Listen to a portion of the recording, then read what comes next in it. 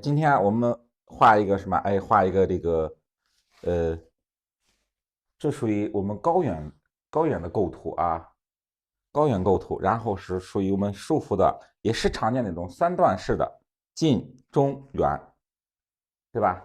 近、中、远这种三段式的构图。然后近景、水潭、瀑布，还有远处一个瀑布。然后右边以云海为主。这个云海和我们平时画的那种云不同，对吧？它的颜色，是我们画那种旭日东升啊，对吧？有红云的那种祥云的那种这个颜色。我们今天一个这个染油的方法，和我们平时用的有不同的一种新的染油的方法。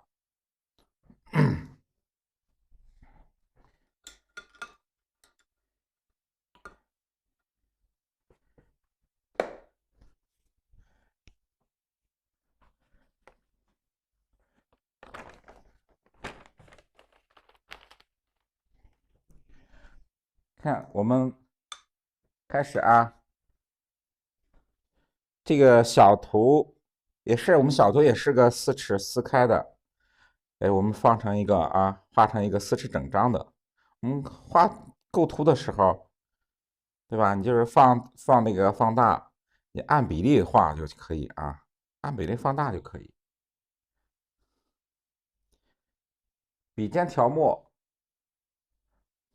你看啊，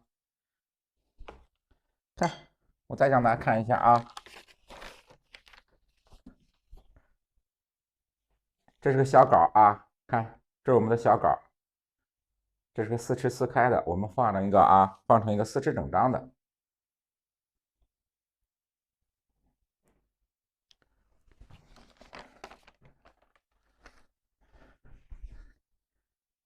先由近景开始，对不对？我们画那个，不管是画斗方还是画4尺的，或者是画3尺整张的，先由近景开始画。近景的山石，你看结构，过来，中锋用笔，对不对？中锋用笔，它是一个什么呀？前面近景的山石，是一个稍微大一点的，这种平台式的，对不对？它是个平台式的一种山石。这个山石，你看我们画这种山石的时候，我们前面画的都是以什么？以斧劈折带为主。看我们今天这个以什么为主啊？以披麻为主的，也是现代的一种这个现代的构图。但是我们皴法，你看是不是？皴法也是披麻，长披麻、短披麻结合在一起的。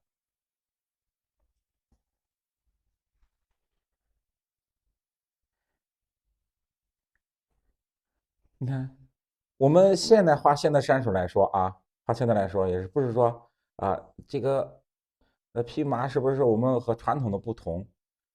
你看没什么不同，对吧？只是用笔比我们传统的用笔要灵活。哎，我们传统的就是先勾结构轮廓，然后皴完以后再擦再染，对不对？你看我们现在画现在的山水来说，我们看边皴边擦，它是皴擦勾皴擦同时进行。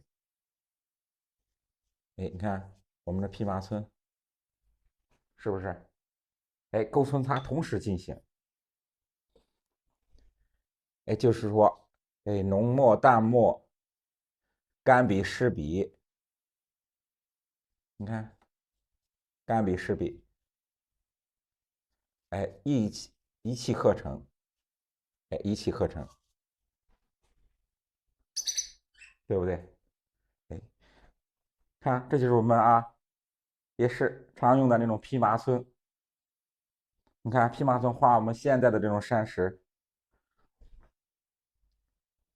不是说那么就是说，呆板的就是单一的，我就用这个传统的你去表现啊。现在的表现手法，哎，相对来说用笔用墨，哎，比较灵活，哎，比较灵活。哎，静静的善始完成以后啊，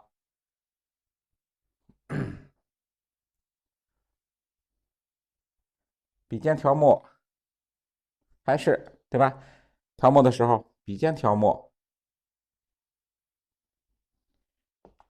调完墨以后，画这个中间的山石。你看啊，我们画这个匹马村，我们画现在的那种构图，匹马村怎样去运用？先定，对吧？我们常讲啊，比如说我们这是一组，哎，整的一种山石，哎，先定中心的，看，哎，先定中心的一块山石，这是一块啊，以这个为中心，然后向后延伸它的山石结构，哎，一定要有一个中心的山石，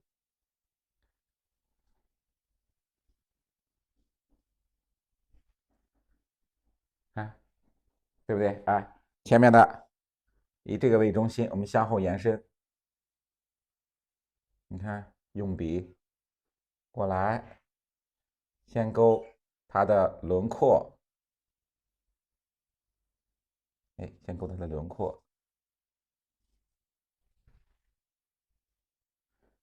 勾的时候，哎，我们为什么常讲，就是说我们现在的这个山石结构，哎，和我们传统有什么不同？你看啊，我们勾的时候，边勾怎么？哎，顺势我们就皴出它的明暗结构。你看，对不对？哎，顺势我就皴它的明暗结构。和我们传统就是先勾结构，对吧？先勾轮廓，勾结构，然后再皴了，然后再擦。哎，你看我们画的时候，哎，勾完结构，顺势皴擦，哎，一遍就过去，对不对？哎，一遍就过去。看前面一个结构向后，又一个结构，再向后延伸，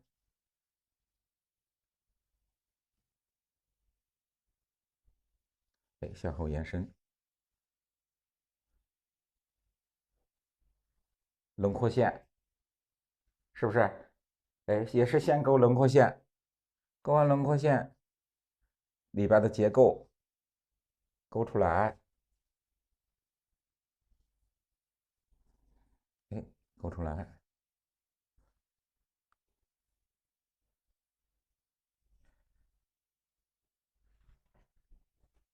是不是？你看啊，哎，我们是不是我们用的是不是匹马村？你看长匹马、短匹马互相结合，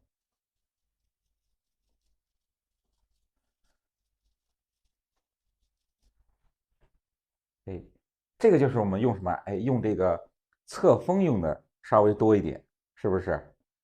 你看我们勾轮廓的时候，你看我们勾轮廓都是什么呀？你看都是笔锋，以中锋为主。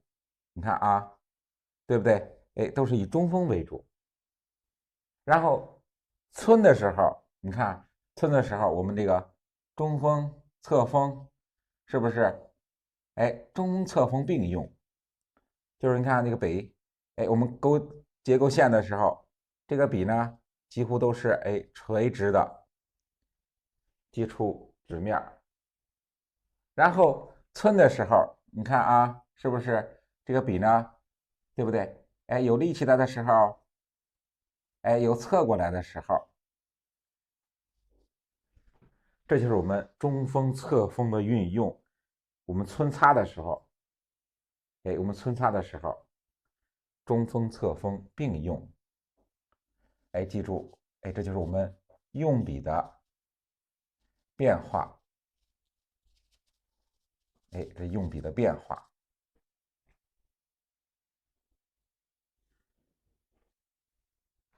出来一个结构，你看啊，然后再向后延伸。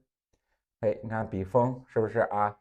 勾结构，中锋勾出来，勾出它的外轮廓。哎，外轮廓勾完，里边结构，你看啊，里边小结构勾一下，勾完以后皴，你看啊，皴的时候是不是？你看我的笔，哎，侧锋、中锋、侧锋。哎，中锋、侧锋运用。下面你看，我们下边用这个淡墨把它画出来，这就是我们这个接近水面的地方啊，靠近水面的地方，这个结构。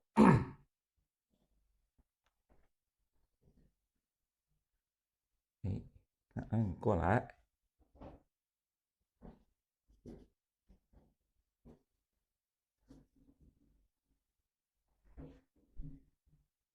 看又一个结构啊，看后面的小结构也是，你看啊，蓖麻皴，左右去分啊，左右去分它的结构，左边皴两笔，右边皴两笔，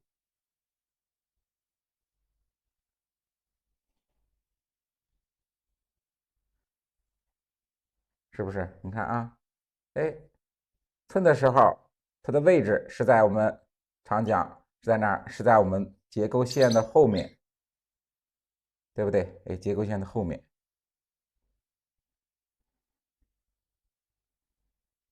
哎，结构线的后面，你看是这样的，对不对？哎，皴在结构线的后面，你看都是啊，我们所有皴加的位置都是在我们的结构线的后面，就是这是你看啊，留白的地方就是我们山石鼓起来的地方，就是我们说讲的啊，山石的亮面，山石的亮面，然后皴的地方就是山石凹进去的地方，就是它的山石的暗面。哎，这山石的暗面就是说我们啊，还有说什么？哎，你看前后山石的关系是什么？皴的时候，这就是山石的什么石缝，对吧？石头和石中间那种石头缝，这个缝，哎，我们皴的就是这个位置啊。你看这样形成个什么？形成个对比，对吧？前面的山石要亮一些，皴的地方要暗一些。你看一层一层的去互相衬托，把我们山石的结构，还有我们这个山石的结构前后关系，它的山石立体感，对吧？这样去衬托出来。你看后边啊，这是前面的山石，后面再画一组，哎，再画一组，哎，也是先把什么？哎，先把轮廓，对吧？先把山石的外轮廓画出来。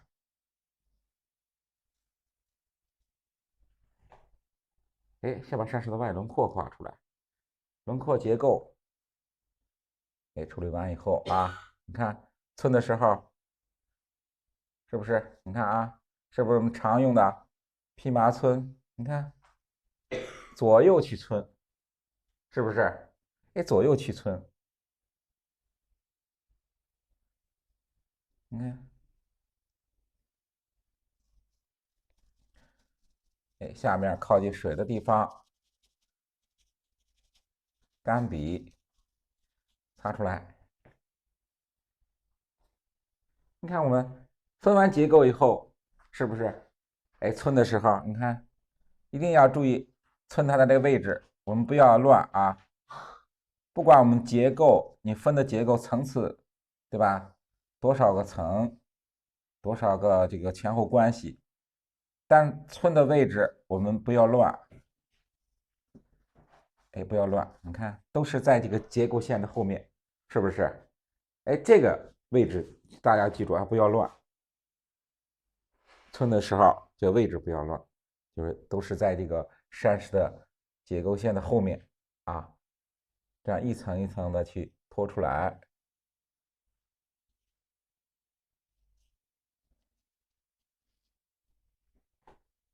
啊，这是上面向上的结构。你看我们寸的时候，哎，也是分出来3个块面结构，对吧？3个结构分出来，前左右，哎，我们常讲的十分三面，是不是？哎，不管是传统的还是我们现代的，也要把这个结构它的十分三面，你得体现出来，对不对？你得体现出来。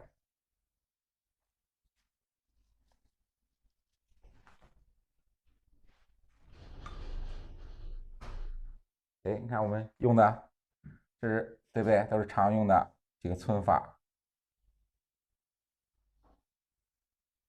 哎，这就是我们用的常讲的匹马皴。然后它是我们结合在一起啊，你看短匹马是不是长匹马？哎，都是结合在一起运用的。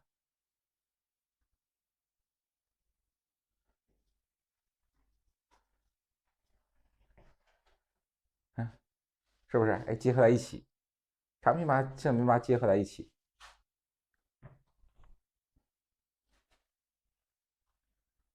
这种皴，看啊，我们开始讲的时候啊，开始讲的时候我讲过啊，今天用的什么皴？有就是这个有先进来的同学，我们开始讲的时候，先讲了这种构图啊，它的主要景致都有什么，还有什么主要用的什么皴法？哎，有同学知道的，可以告诉这个同学，对吧？可以给他扣到公屏上，告诉这个同学，哎，我们今天用的是什么皴法？有的同学不知道，哎，我们告诉他，你看啊，哎，可以告诉同学，哎，我们今天的皴是以什么为主的？匹马皴，对不对？对，长短匹马。你看，我开始先讲的时候，先把这个我们今天构图，还有我们今天的这个石头的皴法先讲了一遍，就是主要以什么为主？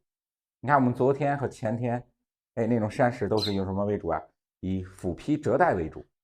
哎，我先讲我们今天山石用什么皴法，构图是什么？今天也是啊，我们先讲构图，然后整体的我们山石以什么为主，对不对？哎，以匹马为主。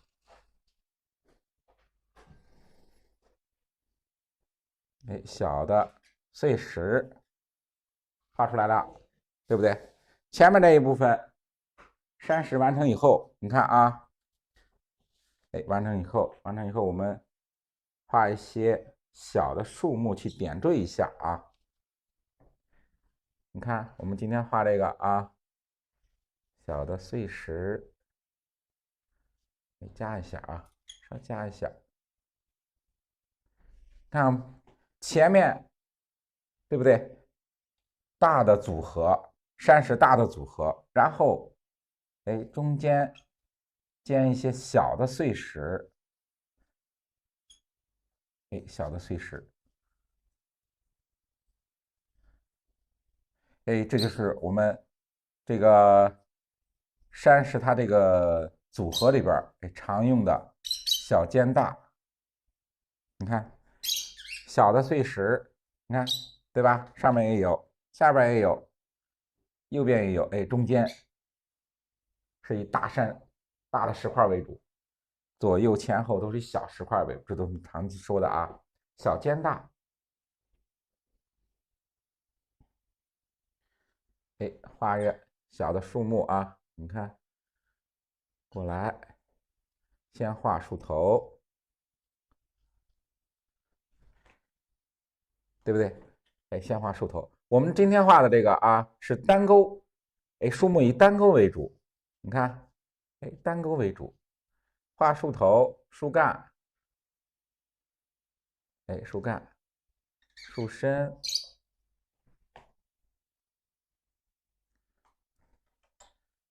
哎，过来，你看啊，哎，单钩为主，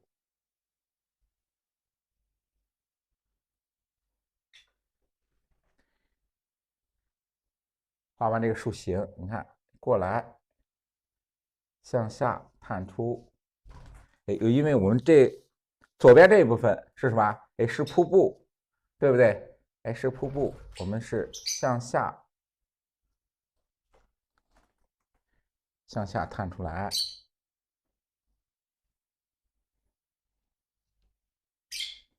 哎，向下探出来。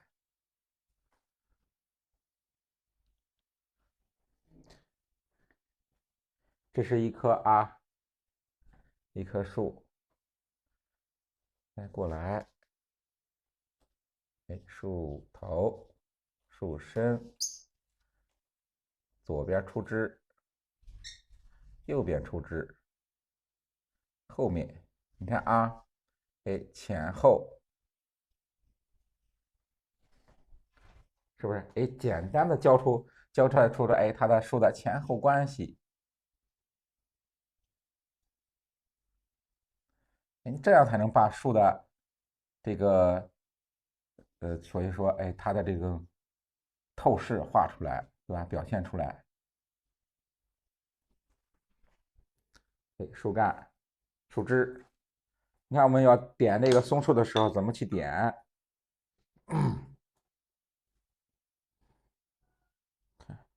还是用几个吧，还是用我们勾竖几个笔。你看啊，蘸墨画这种树的时候，哎，画这种树的时候，对，以蓖麻村，哎，以蓖麻村为主，我们勾皴擦同时进行。看我们点这个树的时候，还是这支笔，画山石的笔，我们把笔锋调重墨，看啊，调点重墨，调完重墨以后，我们把笔锋压扁一下，你看啊，在我们调这个墨盘里边，哎，把它压扁，压扁以后，你看啊，我们笔锋呈这种扁状，扁状以后，你看啊，我们画这种松树是写意的啊，哎，把笔压扁以后，散锋去点这个松针，你看这样去点，不用去勾啊，不用去勾，哎，这是用散锋。如果同学们有这个用的，相对来说没有笔尖的，哎，没有笔尖的，没有笔锋的这种稍微凸一点的笔，哎，这种笔我们点这个树，这个非常好啊，用那种笔，不用太尖的笔，就用我们没有这个把笔尖用秃了以后，哎，这种笔我们去点这个松树叶，不要扔。有同学就说，哎，没有笔尖了，这个笔不能用了，哎，我们不要丢。你看，哎，用我们这种没有笔尖的这个秃笔去点，效果非常好啊，效果非常好，比我们这个新笔点出来这个效果要好。哎，你看啊，这样去画，这是画小的这种松树，对不对？你大松树不要画啊。你看我们昨天画的这个黄山云海啊这一类的题材的，它这个以松树这个近景，对吧？是近景的那种松树，你不要去拿这个点叶子去点。哎，就是画中景或者稍微远一点的景致的时候，画的小松树，哎，我们用这个表现方法去表现。你要画，比如说画个大的这迎客松啊，或者是以这个近景以松树为主的，对不对？你就要去勾啊，不要去点。哎，这种画中景或者远景，小的松树，我们可以用这种手法去表现。你看，对不对？哎，可以表现。然后，哎，点的时候也是啊，我们在出了什么，出来这个小树枝的地方去点，由上向下哎，由上向下去点，先点树头，对不对？然后向下去点，一层一层去点。哎，不要乱，对不对？哎，不要乱，你看，一点一点的去处理。注意什么呀？它也有一个组合，对不对？你看啊，它有一个组合，哎，一层一层的，你看，一组一组，你点的时候，对吧？有的大的一点，有小一点的，有单独的分出来一点，对不对？不要说点成一个形状，你看，有大的组合，有小一点的组合。点的时候，你看我们点的时候，稍微的墨，大家注意一下，是不是？哎，我用的墨稍微重一点，哎，稍微重一点。点的时候，这个我们用这个散锋点的时候，墨稍微重一点。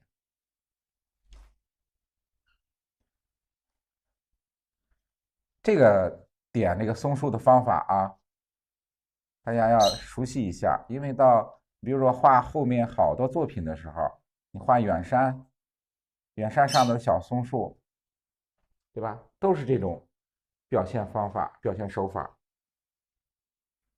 这也是常用的啊，常用的方法。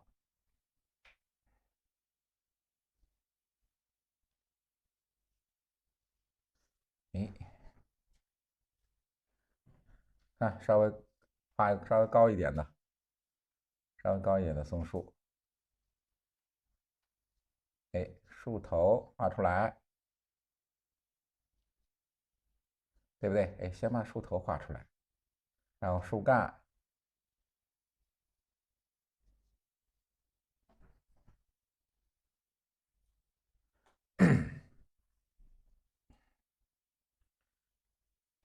让它有一个衔接的，它两个长在一起的啊，哎，长在一起的，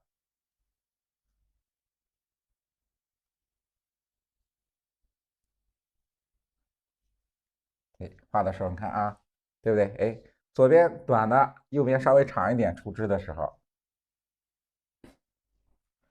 哎，画树枝的时候不要平均，就是说我们左边出多长，右边出多长，哎，一定要有个哎不对称的这个树枝，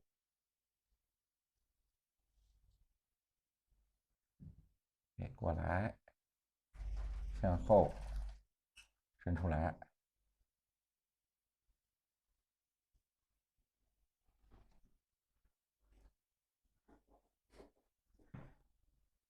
哎，我们这样去点，你看啊，画出树头、树身，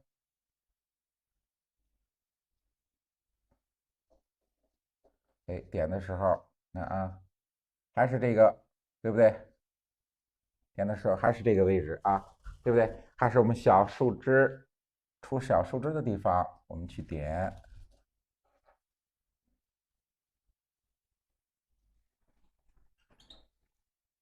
散锋、浓墨，你看啊，记住我们点这个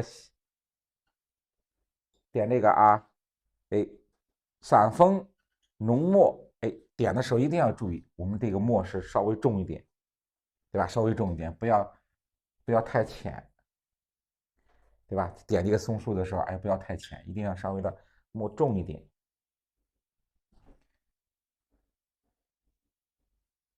哎，先点树头，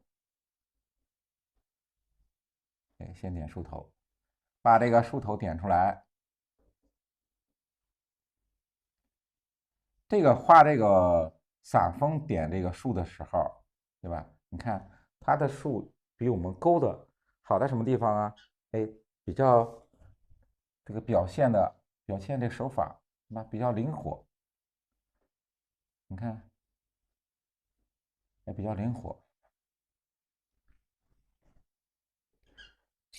然后它能把我们松针的，哎，这种层次感，你要勾的话，对吧？我们画这个小的，你比如说画小的松树，你去勾，对吧？它容易勾的，就是它这个用笔啊太细，哎，用笔太细。你看我们要用这个散锋，对不对？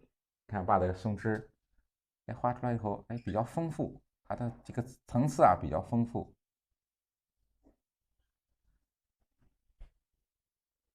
哎，用笔，哎，用墨稍重一点，散锋，散锋去点。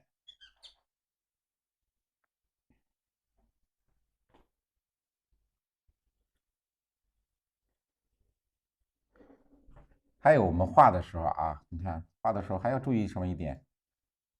这个画传统的时候，对吧？画传统时候，这个你可以用笔啊，哎，稍微规矩一点，哎，稍微这个和我们写书法一样，和写楷书一样，对不对？哎，比较收一点。画我们现代的这个山水的时候，哎，画现代山水的时候，我们用笔呢，对吧？可以放开一点，对吧？放开一点，胆子大一点，就是说胆子大一点，你画，对吧？你放开笔去画。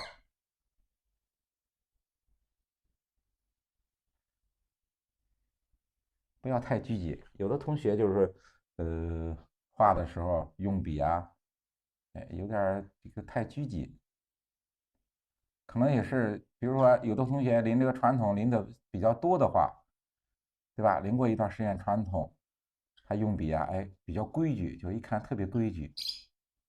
所以说，大家画的时候，你看稍微可以放开一点，就和我们写这个行草一样，对吧？行书、草书一样，哎，稍微放开一点。稍微放开一点，结合一下我们这个传统的用笔啊，对吧？你再结合一下传统的，然后再放开一点。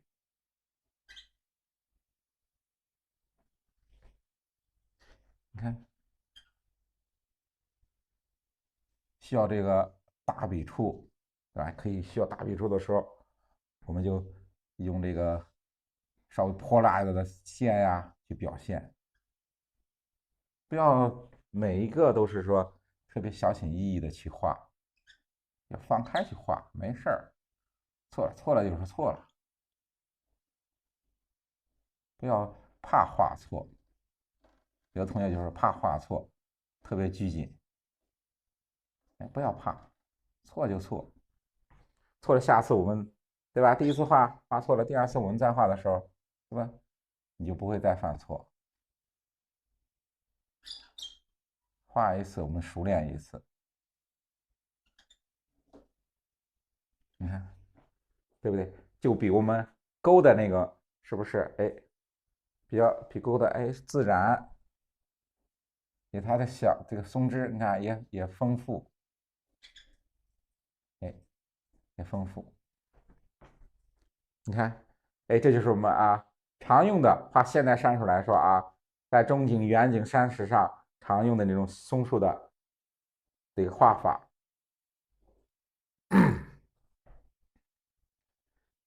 向后，你看啊，前面的这一组完成以后，我们画后面的山石，透过来，画后面的山石，你看啊，透过松树的这个山石，用墨呢稍微的淡一点，不要重。你看，这是前面的松树，对不对？所以墨色你不要太重，先过来，哎，画出它的水口，是不是？哎，它是从这个松树后面透过来的啊，透过来的。哎，稍微的墨色稍微淡一点，哎，稍微淡一点。然后到水口的地方，你看，哎，这是很明显的啊，蓖麻村，对不对？你看，哎，很明显的蓖麻村，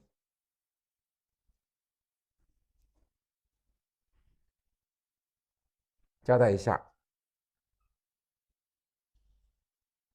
哎，交代一下，这就是我们，对吧？这就是个峡谷，对吧？山与山之间，哎，山与山之间哎，这就是我们说的啊，小的这种峡谷下来，这是我们流水口的地方啊，流水口的地方。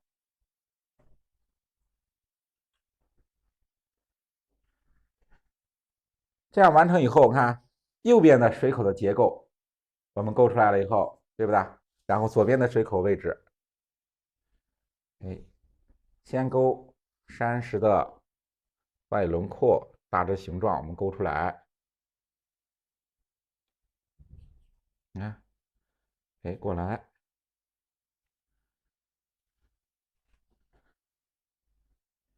对不对？哎，先勾右边的结构，哎，再勾左边瀑布的结构，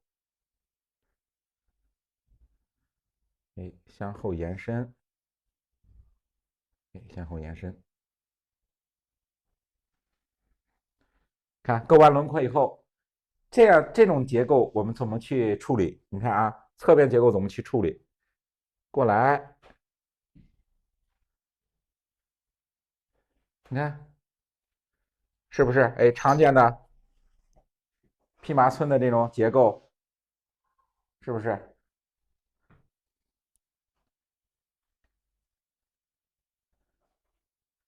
看着啊，哎，我们勾完轮廓线、结构线，勾完以后寸的时候，因为我们的结构和它的这个轮廓，它的结构都是向右边的，对不对？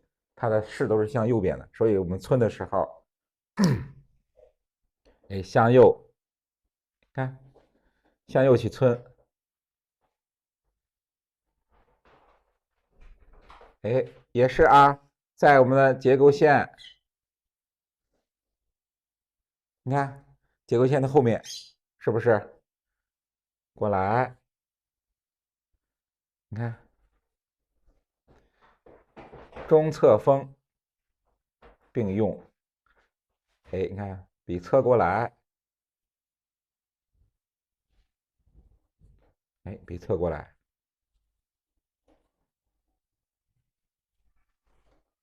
让它水口的地方也是啊，你看我们水口的地方是不是？它这一块寸的稍微比较多一点，对不对？靠近水面的地方，你看靠近水的地方，山石潮湿，我们可以把墨处理的稍微深一点，这个结构稍微暗一点，对不对？也稍微暗一点。勾完以后，先勾什么？哎，勾完以后先处理。哎，等下啊，我先把左边的结构完成以后，哎，下面啊，下面我们画什么呀？哎，画它山石上面的，你看瀑布，对吧？上面是小溪流，小溪流，然后需要什么呀？遇水架，就是说遇水架桥，哎，遇水架桥。这个溪流你小河宽，我们架个稍微大一点的桥；小河要窄的话，哎，我们架个小一点的这个石桥，这个小桥，对不对？哎，过来，你看，哎，再一个小结构画出来。看我们画桥的时候，画这种石板桥和木桥有什么不同？你看我们画这个小木桥，先画什么？哎，先画这个桥的它的哎立柱，对不对？你看啊，哎，先把小桥的立柱画出来，先画前面这个结构。哎，我们先画桥前面这个结构，对不对？先画前面的结构。你看过来，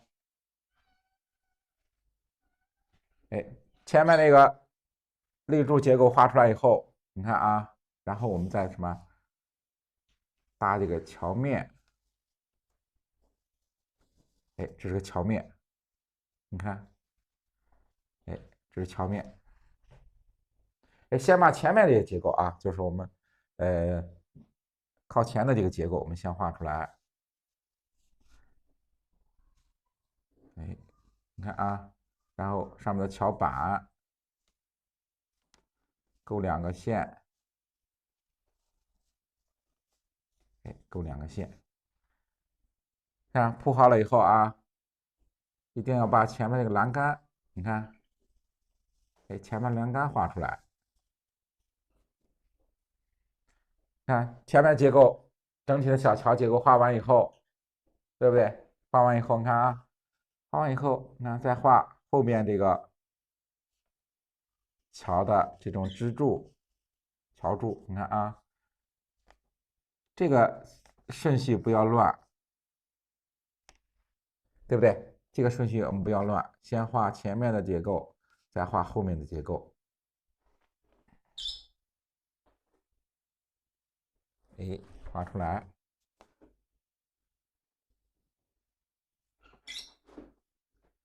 嗯，哎，这个结构不要乱，对吧？前后这种关系也不要乱。哎，先画前面这个结构，再画桥后面的结构。你看，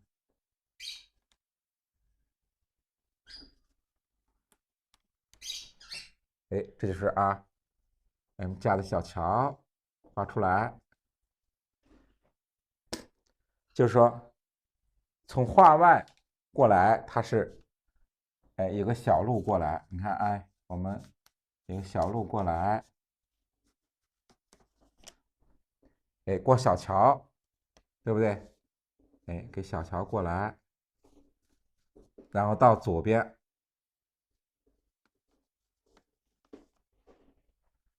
哎到左边，这时候哎我们就是说常见的山里边常见的那种小小的这个木质桥，哎小的木质桥。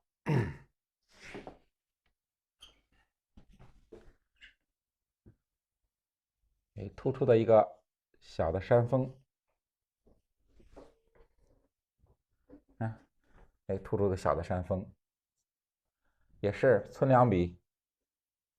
它的结构，你看啊，它的结构，哎，这就是一个整个，对吧？整个一个山的块面，哎，勾出轮廓线啊，勾出轮廓线，里边直接皴出来，哎，直接皴出来一个侧面的一个山峰就行，哎，侧面的山峰就行。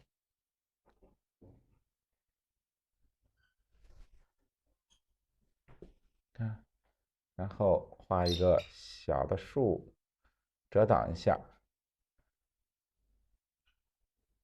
哎，遮挡一下。后面就是你看啊，画一个小亭子，哎，过来以后，你看啊，从小路过来以后，过小桥，对不对？哎，过小桥，然后这边可以安一个小亭子。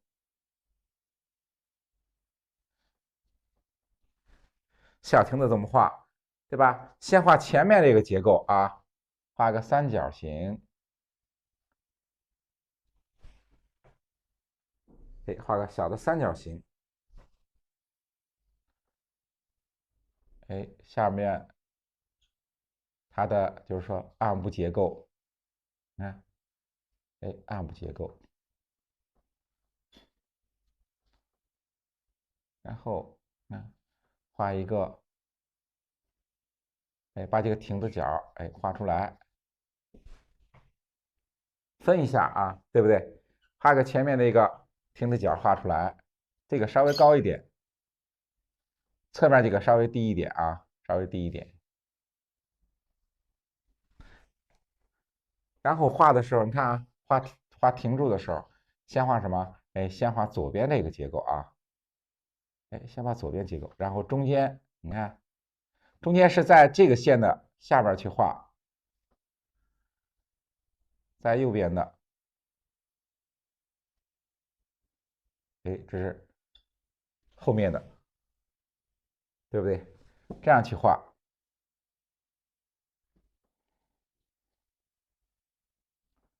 哎，过来，哎，这是个观景台啊，对不对？哎，我们这是安排的一个观景台。这观景台下面你看啊，这种轻条石，这是啊，我们前面画江南水乡，是不是？它的建筑下面也是那种轻条石，我们就画一个大小不等的长方形，大小不等的长方形。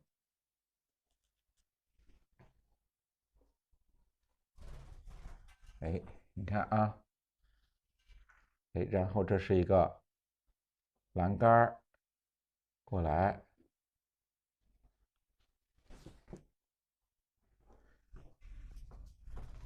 画个看啊，点景的人物小一点啊，就不要画的太大，小一点。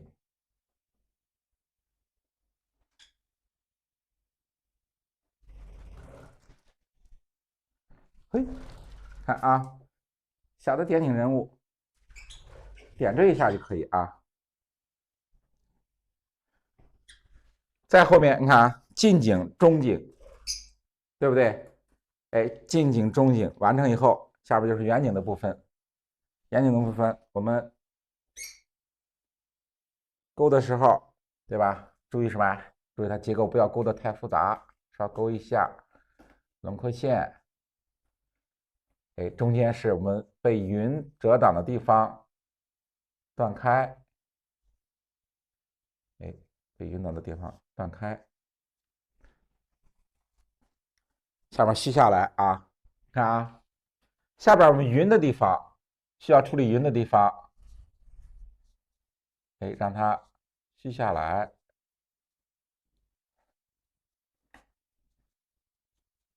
你看，对不对？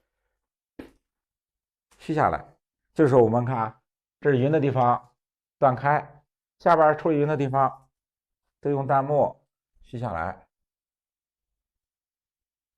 右面的结构啊，看右面这一部分都是留的，我们需要处理云的地方。所以说到时候我们看啊，用笔的时候到这一部分都是虚一点，你看对不对？稍微虚一点。这是小的瀑布。还有我们画上面的水的时候啊，要注意什么？上面水口越向上，水口什么越稍微窄，越窄，对不对？越靠近的地方，离我们景致越近的地方，这个水口越宽。这个要掌握啊，这个比例一定要掌握，不要说近处的水小，远处的水宽，对不对？你看，当我们画远处这个瀑布的时候，水口一定要比前面的水口一定要窄，一定要窄。看，这是虚的地方，上面和云衔接的地方，虚笔画出来。虚笔画出来，你看啊，右边的结构我用了一点皮村，对吧？你看前面都是以披麻皴为主，都是以披麻皴为主。到右边稍微加一点这个腐皮村，这个水口，你看啊，水口过来。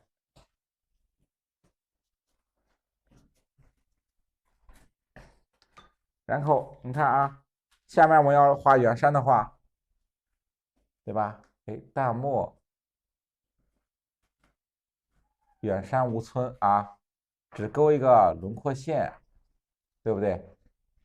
只勾个轮廓线。下边我们是留的也是啊，留的是云的地方，对不对？这一块都是云的地方。水口，你看，尤其是我们画上面的水口，对，近大远小，这个和这个透视是一样的，我们瀑布也是这样，对不对？近大远小。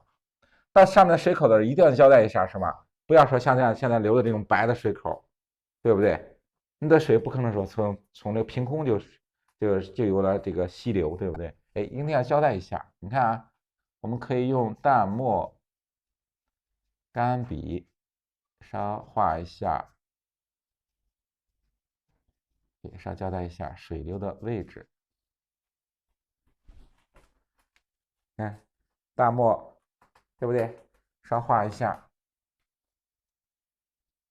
就是说我们水是从右边，对吧？右边还有山峦，还有云，云聚成水，你看，对吧？一定要交代一下，对不对？不要留一个特别白的一个这个上面一个空白，一定要画一下，交代一下。画瀑布也是啊，你看，先画什么？画完以后啊，画里边的碎石，哎，瀑布里边的小碎石，过来，你看啊，哎，小碎石，哎，处理一下，对不对？哎，先把上面的这个远处这个瀑布我们画出来，注意它里边这个小碎石深浅的变化，你看啊，哎，深浅的变化，哎，你看，对不对？小碎石它深浅的变化，有什么呀？哎，有稍微大一点的碎石，有小一点的碎石，对不对？不要画成一个都是一样的这个形状，对吧？有大有小，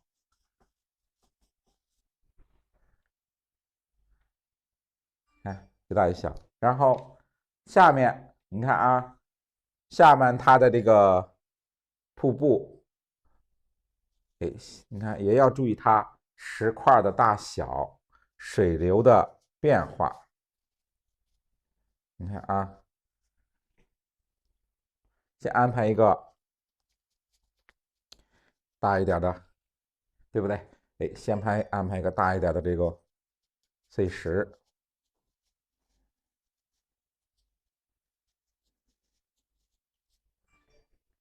哎，先安排一个大的碎石。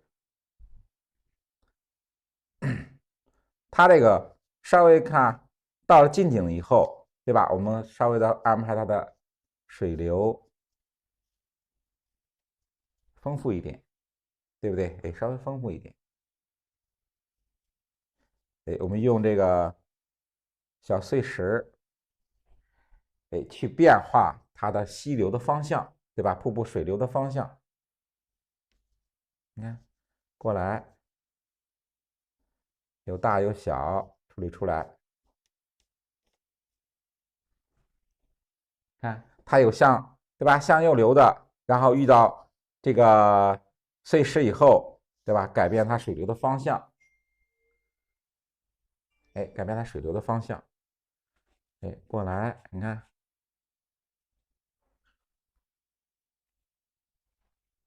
哎，这也是，对吧？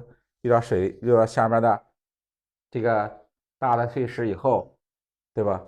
哎，它就是哎水流分开。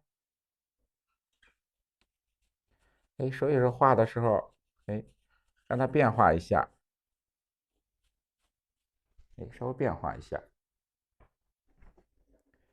你看，我们了解了这个碎石的处理方法，哎，你在画瀑布的时候，不管是它是一层还是两层，对不对？哎，掌握它的规律，还有它的技法，怎么处理它的水流的技法，哎，你可以随时变换，对吧？你可以随时变换，你可以把这变成两层的、三层的，对不对？都可以变，因为啥？是一样的啊，一样的处理方法，哎，一样的处理方法。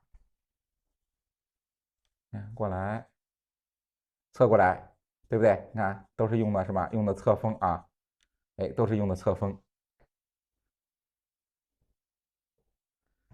哎，过来以后，你看，哎，侧锋擦一下，这是什么？这就是我们水的动态，是不是？哎，这是水的动态。哎，过来，你看，哎，水流的动态，用什么呀？就用我们的这个笔锋侧过来，你看，侧过来去表现。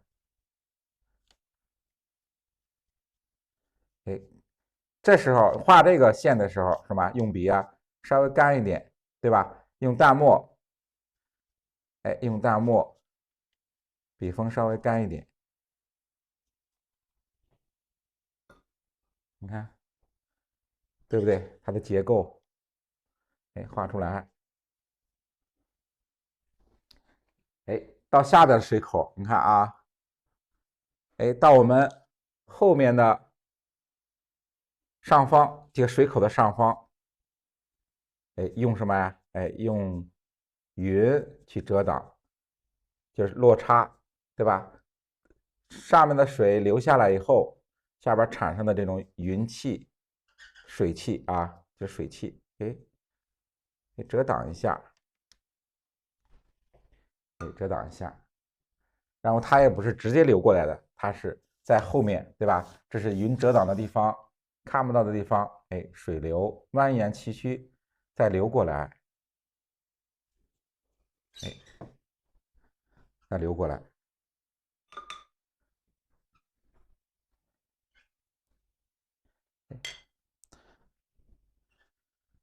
看，这是我们啊画远山，对不对？远山勾结构、勾轮廓，不要皴的太多，因为这我们后面空白的地方都是大面积的云，对吧？山势不要画的太详细，近景的山势你看，对吧？近景、中景我们山势画的，对吧？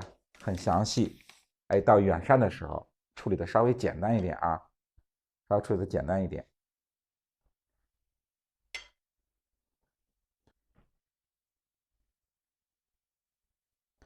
我们先把你看啊，稍微的我把这个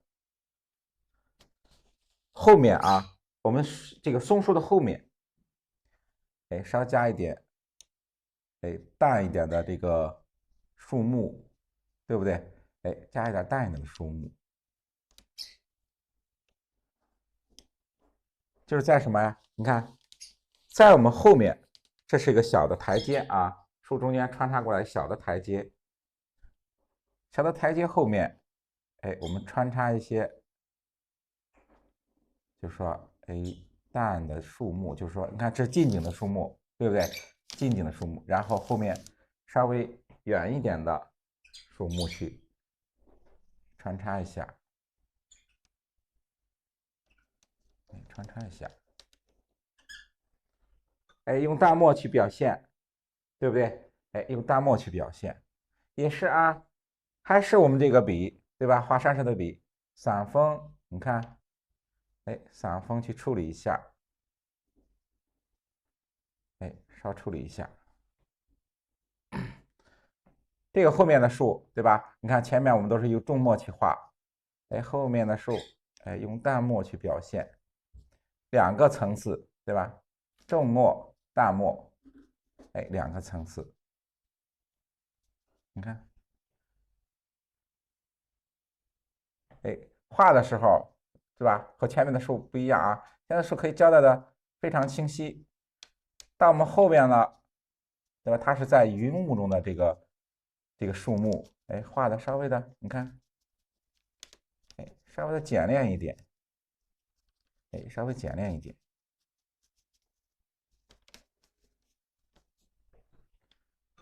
哎，稍微简练一点。然后我们看啊，把这个平台的下面，哎，平台的下面画一点，哎，也点两棵大一点的树木，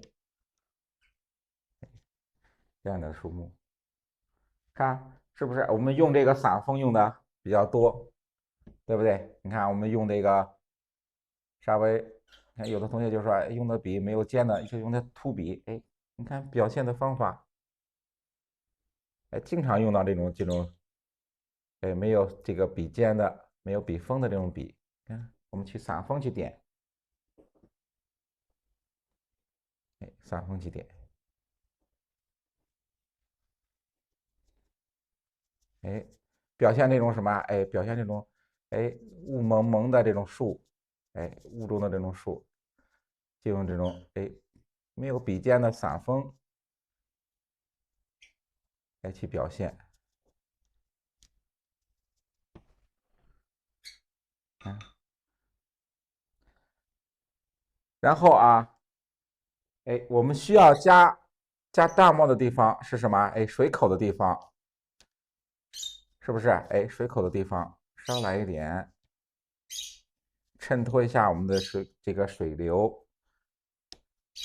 哎，淡墨，哎，稍来一点。哎，上面的也是啊，远山，远处的这个小瀑布，稍加一点。哎，稍加一点。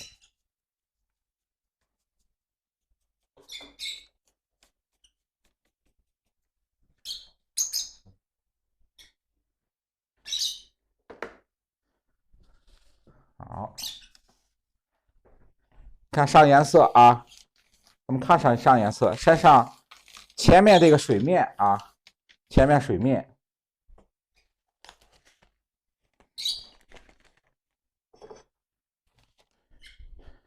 先把水面染出来。我们这水面呢，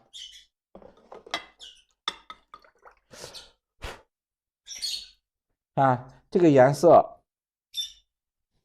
哎，稍微深一点，稍微深一点。用什么？用这个，哎，我用二滤去染一下。染水面的地方，你看啊，染水面的地方，我们常讲什么？云水，我们常用的是什么？湿染云的方法，对不对？哎，湿染云的方法。所以说，把需要染云、染水的地方，哎，打湿一下，哎，稍打湿一下，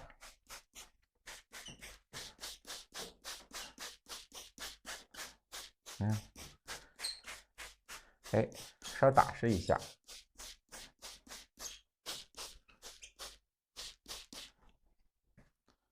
哎，稍微湿一下，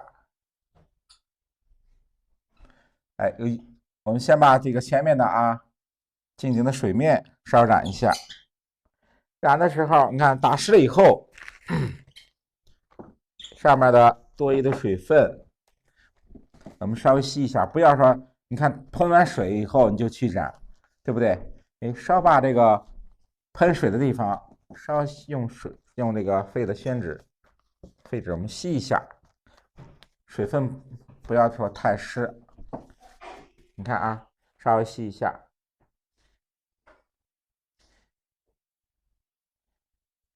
吸一下以后，你看啊，颜色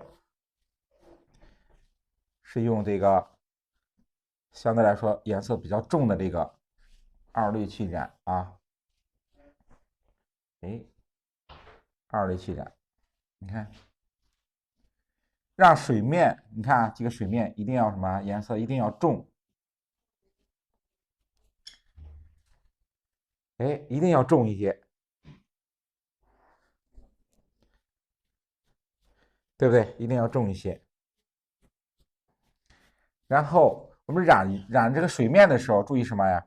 哎，近处的水让它稍微重一点颜色，越向上，你看啊，越向上它的颜色越淡。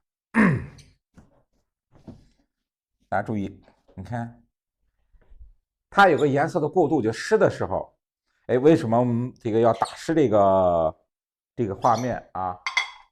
为什么打湿画面？就因为我们要到后边水面渲染的时候，对吧？方便我们后边水面去渲染。哎，你看啊，打湿了以后，你看是不是？哎，我们染这个染云的时候，染水的时候，对不对？哎，方便我们后边的渲染。哎，你看这样去染，看啊，这是我们第一遍的颜色，由深向浅去过渡，是不是？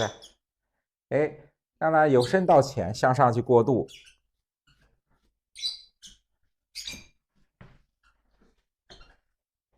哎，由深向浅去过渡。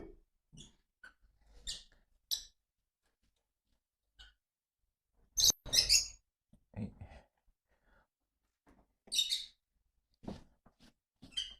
哎，下面你看啊，越向上颜色让它越浅。下面的水面，你看让它深一点啊，尽量让它深一点。今天的颜色，你看啊，我们今天的颜色，这幅作品的颜色稍微的亮一点，就是比较鲜艳啊，颜色。你看，过来，哎，这是水面的地方。然后我们就山石，你看啊，今天我们染了一个山石的颜色，用花青。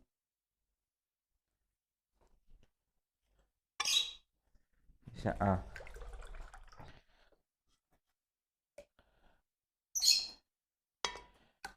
调一下颜色，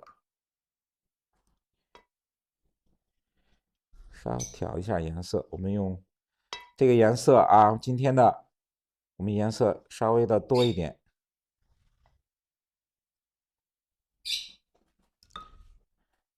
用花青，看啊，花青，然后加一点什么？加一点胭脂啊，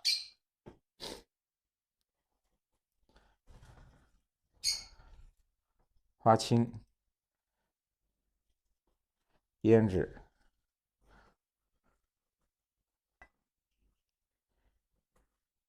哎，花青里面啊，稍加一点胭脂，让它变一点紫色啊，稍微发一点紫色。哎，稍发一点紫色，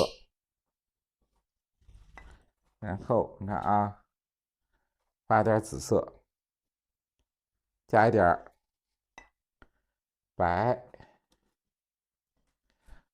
哎，花青，对吧？花青加胭脂，对吧？加胭脂以后啊，稍加点白色。你看啊，我们这个山石染出来以后，对吧？它不是那种，哎，我们常用的花青染出来，它的颜色是稍微暗一点，对不对？你看啊，加了紫色以后，它的山石染出来以后，它偏一点，你看这个颜色，对不对？它发一点那种紫色，它不是很暗，哎，偏什么？哎，偏那种发红发紫，哎，这个颜色，你看对不对？亮面，哎，它偏一点紫色，暗面呢发一点花青色，你看，哎，是这个颜色，你看它形成个对比，和我们的水面，对不对？水面稍微你看亮，特别亮的一个颜色，这个颜色呢，对吧？发一点紫黑，点紫这个青色，哎，这个山石啊，花青。到我们后面也是这样去染，染的时候，你看啊，哎，花青加一点胭脂啊，你看它也是这个颜色，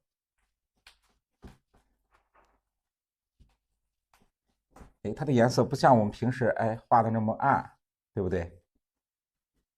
哎，它不像那么暗，哎，先染山石的啊，我今天上的也是，你看啊，这个颜色我们先什么染，对吧？哎，先染我们村的地方，对不对？山石的暗部，我们常讲，对不对？这山石的暗部，花青加个胭脂色，哎，鲜染山石的暗部。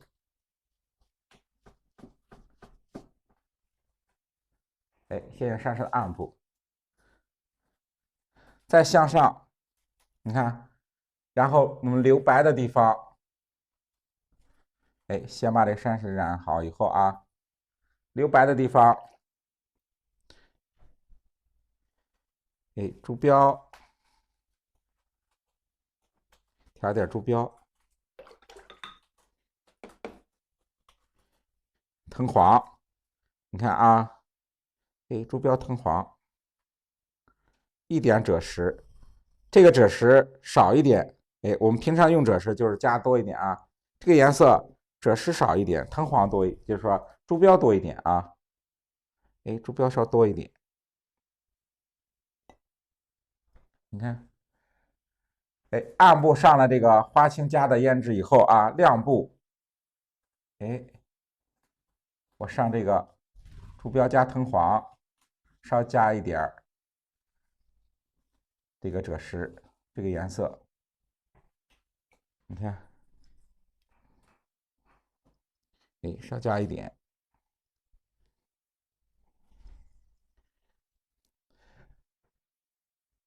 哎，它的颜色，你看啊，让它融合在一起，哎，让它山石的亮部，哎，让它山石的亮部啊，朱标藤黄，加一点赭石，哎，看，哎，然后啊，暗部。哎，胭脂花青胭脂啊，暗部，然后亮部是朱标加藤黄，加一点赭石。你看上完以后，哎，它还有一个什么？哎，还有一个中间过渡的颜色。你看啊，哎，中间过渡的颜色，哎，中间过渡颜色，哎，过渡颜色用什么染？你看啊，中间过渡的时候，看啊，花青还是啊，还用花青。我们常用的花青加什么？加藤黄，调个浅绿色。你看，调个浅绿色，花青藤黄。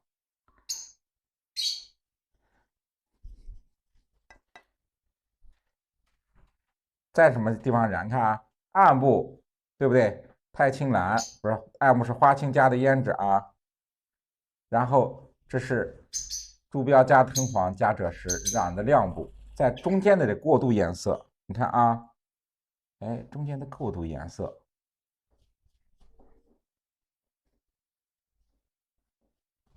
哎，它是介于什么呀？介于我们亮部和暗部中间的，哎，过渡颜色上在这儿，你看。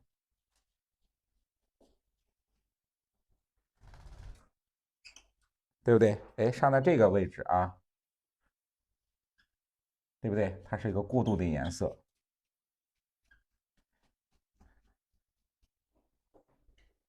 哎，这个过渡颜色，深一点，然后上是虚的一个水面啊，上是水面，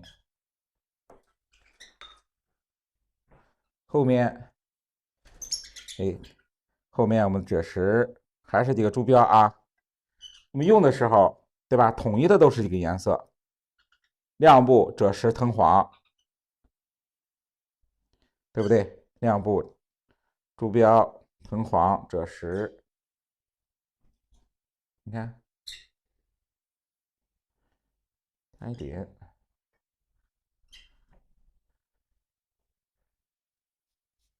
哎，上来我们看后面的山石亮部，哎，山石的亮部加一点，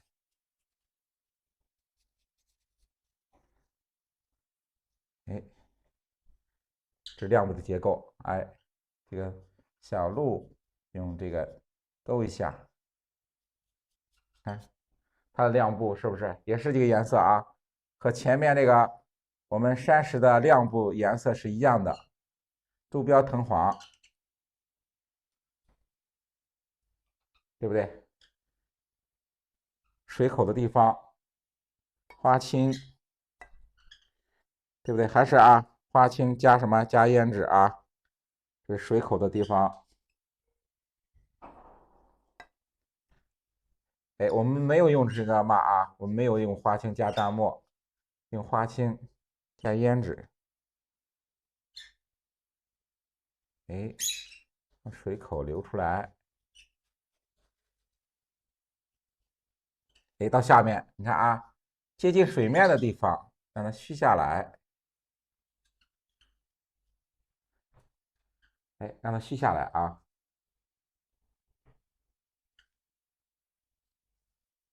也是左边的水口位置，也是这个颜色。你看，花青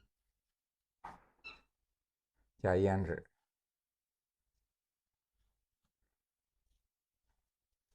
这是啊，我们这是这个画现代山水的一种这个着色方法，我们平时用的不一样啊。看，染出来，到我们这个它的深颜色用完以后啊，我们再挑亮的颜色。哎，朱标，看也是啊，随用随调。我常说啊，我们上色的时候要记住，不要一下调多少，是不是？哎，随用随调。用完以后再调新的颜色，是不是？哎，用完以后我们再重新调颜色，这样它也有颜色的深浅变化，对不对？它也有颜色的深浅变化。哎，亮部，你看，哎，亮部去加这个朱标藤黄，稍微加一下赭石，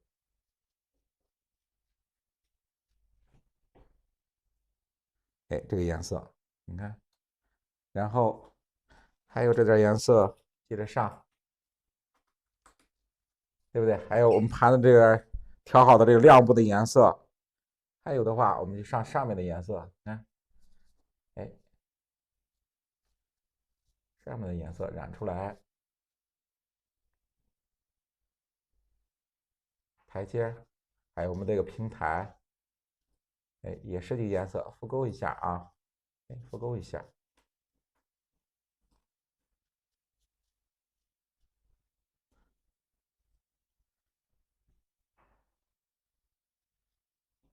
哎，后边云的地方，稍染一下，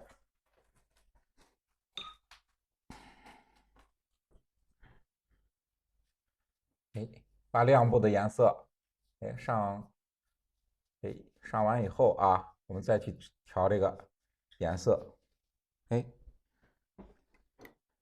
用完以后，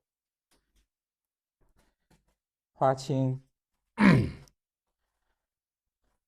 胭脂，哎，这是啊，我们记住花青、胭脂这个暗部结构，哎，暗部结构，你看，加一下，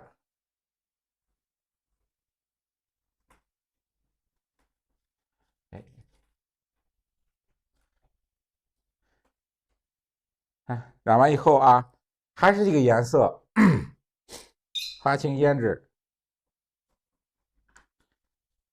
然后染那个水的地方啊，你看，先染什么？先把这个小碎石，对不对？哎，先染出来，流出来的就是我们水的位置。你看，染的时候，哎，先染暗部，暗部就是什么？你看我们画的小碎石的地方，对吧？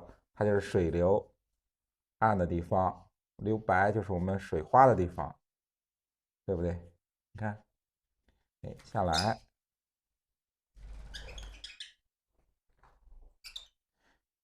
这个颜色，你看它就比我们花青，对不对？和我们花青加淡墨颜色出来的又不同，对吧？它的颜色比我们花青加淡墨要亮一点，是不是？哎，要亮一点。哎，水口的地方也是啊，染的时候一层层的去染，对吧？不要去说哎，这个没有这个层次去染，你看要一层层的去染，有前面的这个结构向后面的结构去染，你看对不对？你看啊，哎，染完前面结构，哎，再染后边这个水的结构，哎，这样一层一层去处理。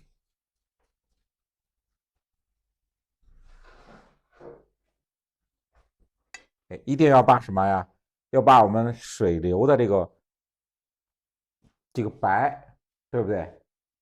哎，水流的白一定要流出来，哎，一定要流出来，不要说同染啊，不要同染，一定要流出来。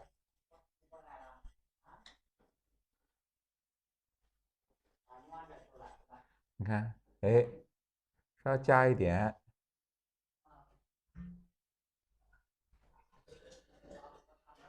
看对吧？看我们这个水，就是说留白就是什么？我们水花溅起的地方，对吧？这白就是我们水花的地方，一定要流出来，不要说你整个染成一个颜色，对吧？没有明暗的变化。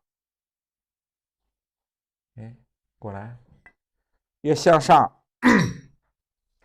颜色稍微的啊，你像我们画近景的这个瀑布的时候，哎，下边的颜色稍微的重一点，对不对？你看下边颜色越重，衬托到我们上面的水流是不是越亮？对不对？哎，上面的水流越亮。给大家拉近看一下啊。你看，老师画的这些细节的地方，给大对，家讲的都特别的详细啊，朋友们。你看，所以说，你看染的时候要一定要有前，对吧？前面结构向后去染，一层层的这样去染，不要乱。用什么？用我们这个颜色去衬托前面水流的白色，对不对？对吧？一个结构由前向后这样去染，然后前面的颜色稍微深一点，对不对？越向后颜色越浅，随着我们墨的变化，是不是？哎，越向后颜色越浅。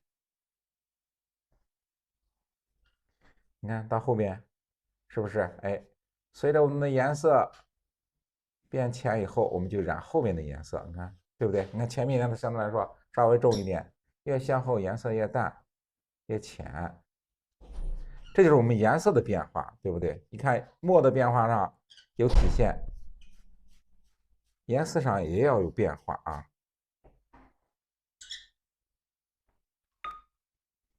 哎，颜色，把水的颜色用完以后，看加一点花青胭脂啊，花青胭脂还是这个颜色，哎，稍微重一点，太清冷，花青啊，花青胭脂还是有颜色，哎，稍微加一点，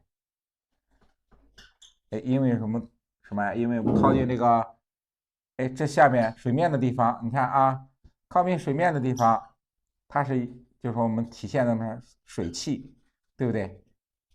水汽的地方稍微加一点颜色，让它稍微重一点，哎，稍微重一点，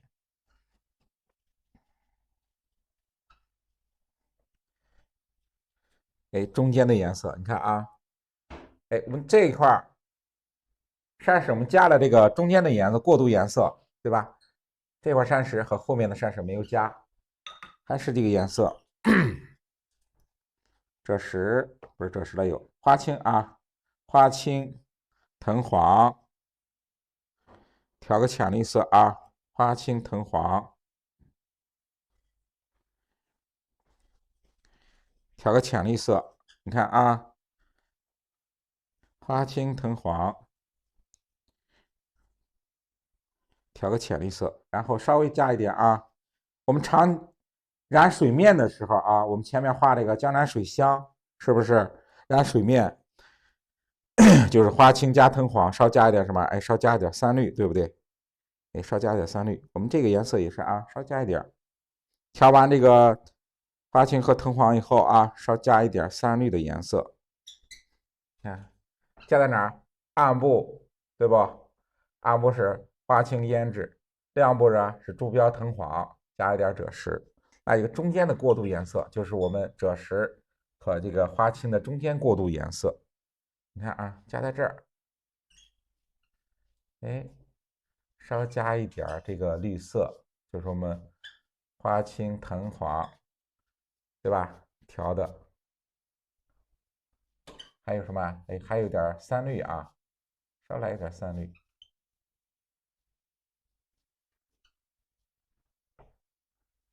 哎，这个颜色，你看，对不对？加在我们过渡的地方，两个颜色，就是说暖色调和这个冷色调中间过渡的颜色。你看，加在这个位置啊，哎，加在这个位置。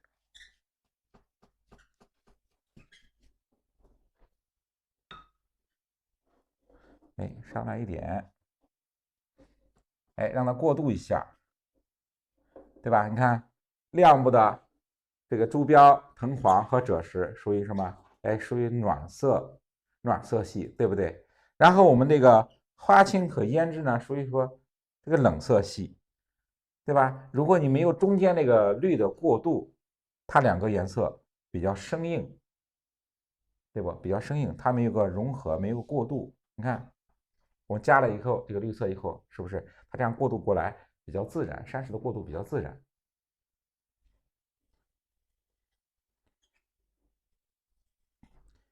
哎，水中的山石，哎，也可以加一点啊。就是我们盘子里边有点颜色，对吧？我们给它加到里边，哎，加到山石里边。哎，调的颜色不能浪费啊，哎，不能浪费，哎，加到里边。哎，这是近景的啊，近景的部分。哎，这是上了一遍水面上了一遍二绿的颜色，对不对？上了一遍二绿的颜色，我们用藤黄、花青，你看啊，藤黄、花青，然后啊，这个颜色花青稍微的多一点，藤黄稍微少一点，调一个这个深绿色，哎，调个深绿色。这个颜色，你看我们上的二绿颜色是不是比较单调？对，花青、藤黄加三绿去过渡。对，你看有的同学，你看上课非常认真啊。哎，看我们近景的这个水面用二绿上来以后，它的颜色比较单一，是不是？哎，我们调一个什么呀？调一个花青加藤黄，调个稍微深一点的这个深绿色。你看啊，调个深绿色，哎，加到里边。你看啊，稍微加一下，哎，稍微加一下，不是说还是不是平涂啊？不要平涂，就是稍微的里边，哎，刷两下。你看啊，刷两套水纹，对不对？你看啊，哎，刷两道水纹，它就不像我们单一的用这个用这二绿去画的话啊，它的水面来说颜色比较平。你看，哎，我们用这个深绿色，就是我们那个花青调藤黄，对不对？调这个深绿色，我画画一些水纹，哎，稍微画一点水纹。你看，哎，稍微画一点水纹，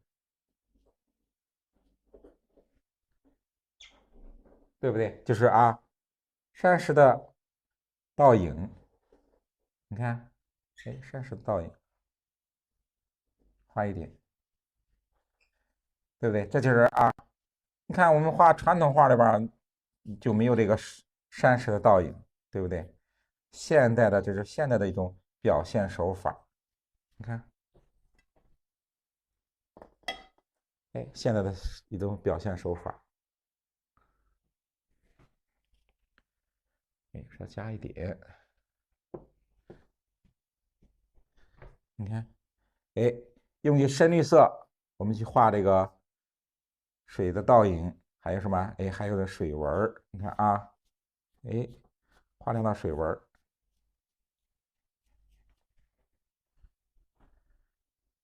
哎，这就是我们近景的水面啊，哎，近景的水面，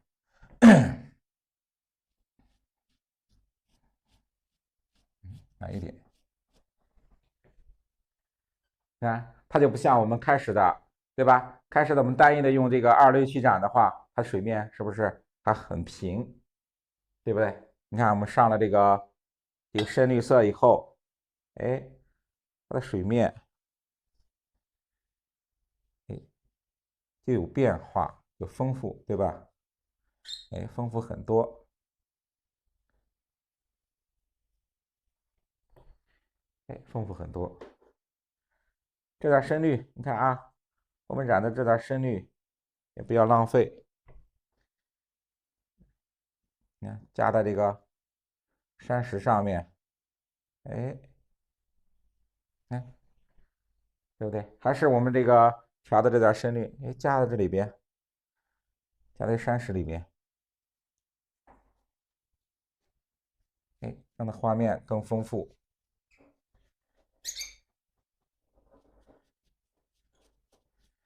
哎，可以过渡一下，对不对？也可以加到这个山石的上面。哎，就是盘的这点颜色，对不对？我们调的这点深绿颜色，你看都可以加啊，都可以加，都可以加到这个画面里面，需要的地方，你看，哎，所以调色的时候，你看调色的时候，哎，剩点颜色，对吧？你可以随时加在这画面里边，对画面来说也是一个调节，也是个丰富，对不对？颜色变化更多，所以说调颜色不要浪费，用完以后，哎，用完以后我们再重新去调颜色，是这样的啊。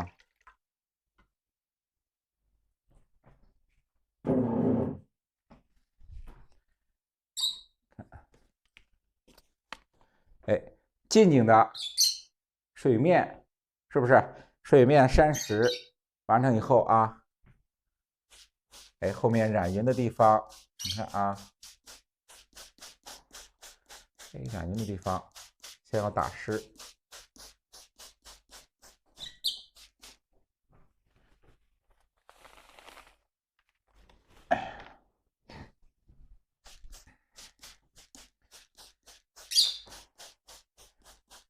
哎，看大面的云，对不对？哎，我们这都是大面的云，哎，要打湿一下，哎，需要染云的地方，哎，打湿一下。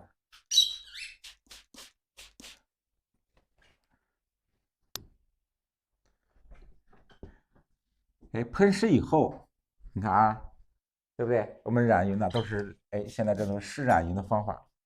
哎，打湿以后，把多余的水分吸一下，你看，哎，吸出来，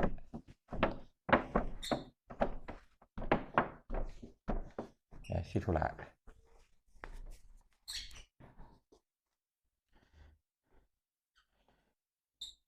看啊，我们现在先染什么？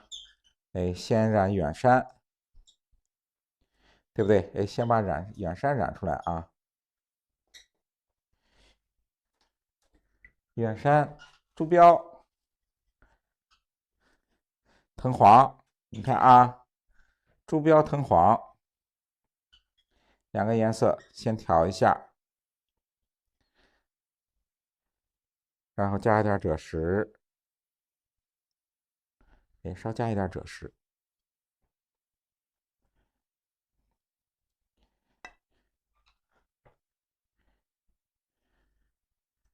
看，先染这个啊，先把远山染出来。过来。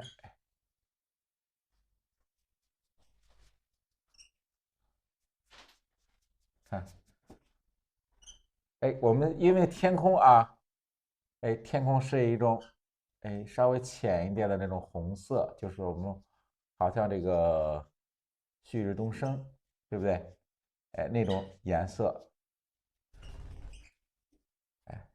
有的同学总讲，老师这个天空染不染颜色？我们这幅作品，看啊，我们这幅作品要染天空，所以说要一步一步的染，对吧？先把前面的染好以后，对不对？再处理后面的，一点点的去处理。先把远山染出来，远山染出来。这个颜色上好以后，你看啊，水口的地方，对不对？水口的地方稍加一点，在我们这个颜色里边啊，朱标、藤黄、赭石，你看啊，在这个颜色里边稍加一点三绿色，你看啊，稍加一点三绿色，让水口的地方，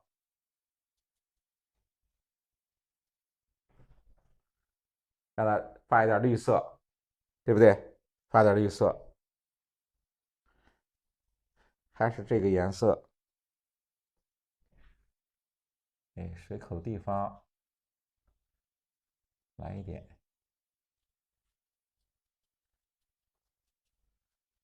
续下来，你看啊，让它续下来，看啊，这就是我们现在用的这个颜色，朱标、藤黄。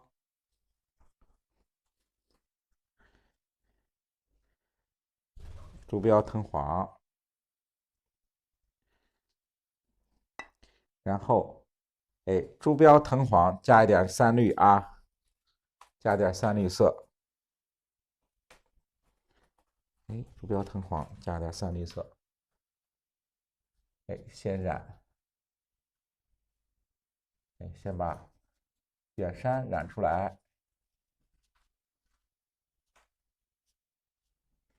看啊，下面染云的地方，染的时候啊，我们调好颜色，你看啊，朱标、藤黄，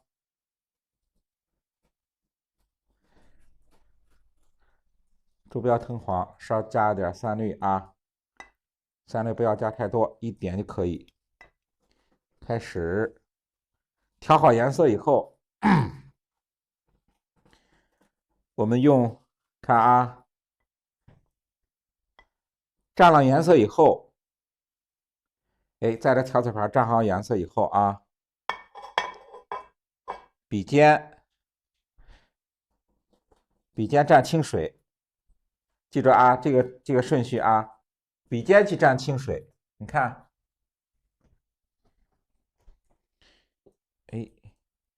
笔尖去蘸清水，不是笔根啊，是笔尖去蘸清水，你看啊，这样去染，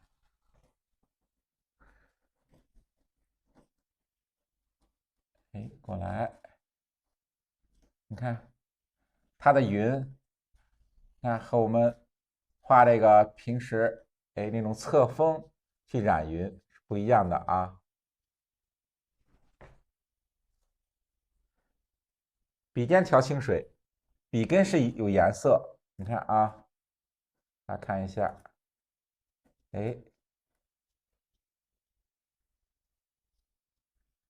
你看，笔根有颜色，它和我们平时画的上色、蘸色的方法不一样。你看，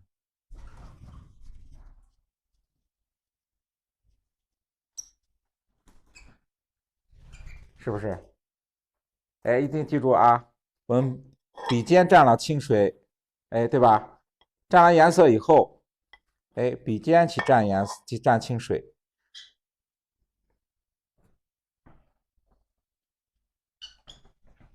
蘸完清水以后，稍微的在这个我们吸这个吸水纸上，稍微吸一下水分，看，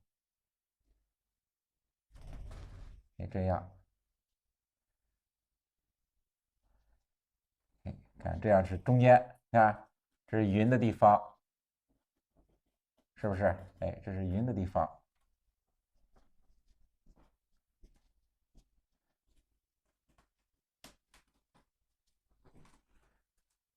看这种匀，对不对？和我们平时画的匀是不是又不一样？所以说我们不是说啊，就是单一的一种表现手法，很多匀的表现手法，很多匀的表现手法。远处的云啊，稍微的，对不对？颜色稍微淡一点，稍微淡一点，稍微淡一点。越向前面走，对吧？一向前面走，我们的云颜色要稍微深一点，要稍微深一点。还是啊，朱标、藤黄，朱标、藤黄。先调颜色啊，对不对？朱标、藤黄，加一点三绿，对不对？来一点三绿。越靠前，你看啊，越靠前颜色越深。它不是加墨，我们颜色边不是加墨，是加颜色，对不对？三绿，然后稍加一点花青。你看啊，这是靠前的颜色，越向前颜色越深。我们平时是加墨，对不对？我们今天是加颜色，越向前加一点深的颜色，加一点深的颜色。过来，你看啊，稍加一点深颜色。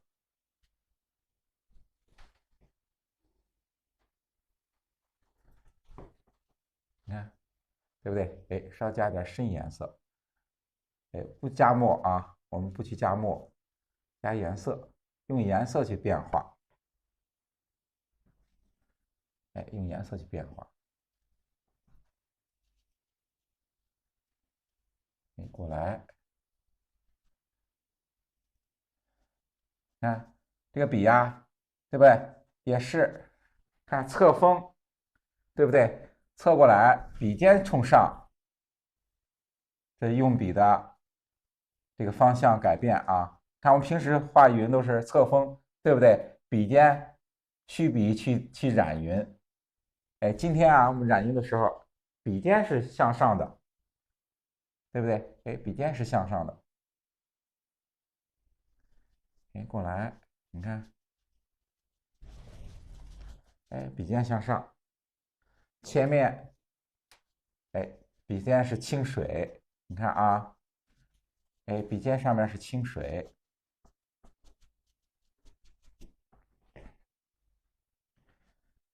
你看，染完以后，你看我们的笔的用笔方向，你看啊，来看一下，用笔根去染颜色，是不是？一定要注意笔锋的变化。你看，笔根有颜色，然后笔尖是清水。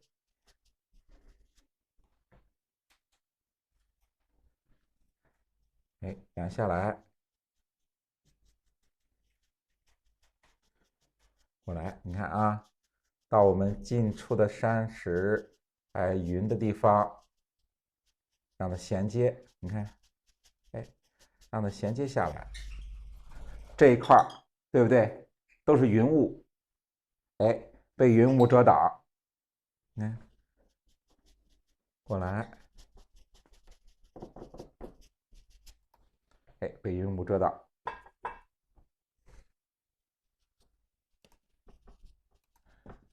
看笔锋向上啊，哎，笔锋向上，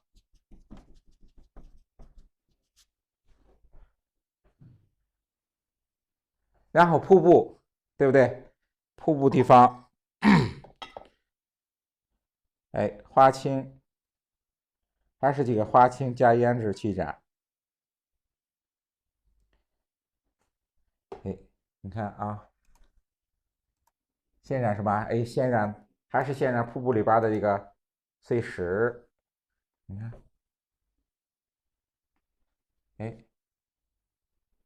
哎，我这个我们上色，今天上色，对不对？哎，没有用到这个淡墨，都是用颜色去调，哎，各种颜色去调在一起，哎，各种颜色调在一起。远山，对吧？远处的瀑布，哎，过来，你看，稍加一点儿，对吧？还是这个花青加胭脂，这个稍微偏一点紫色，哎，你看水口的地方染一下。让它和这个云，对不对？和我们染的云融在一起。哎，怎么融？你看，有了这个底色以后，你看我们颜色让它结合在一起。哎，有个过渡，对不对？哎，昨天我们这个上颜色，对吧？哎，我们上完第一遍颜色以后啊，我们后面的颜色都还没有上好。哎，天空的颜色，对不对？哎，天空的颜色，还有我们小桥、亭子、人物点景，还有我们松树的部分，都还没有上色。哎，今天我们接着去完成这个作品。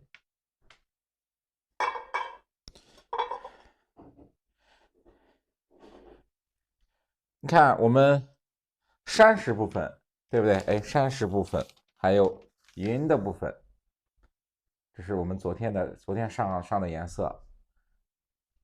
对，哎，我们今天看这昨天的这个颜色，我们还没有完成，还没有完成。我们今天接着把昨天的这个颜色完成以后，我们再画新的作品。还是啊，还是先调什么呀？哎，先调一个赭石的颜色。哎，先调朱标、藤黄，然后赭石，三个颜色调在一起，对不对？哎，三个颜色调在一起。桥的部分，你看啊，我们小木桥的部分用赭石去上，刚才我们调的颜色啊，小的这个石台阶，对不对？哎，先把这个颜色染出来。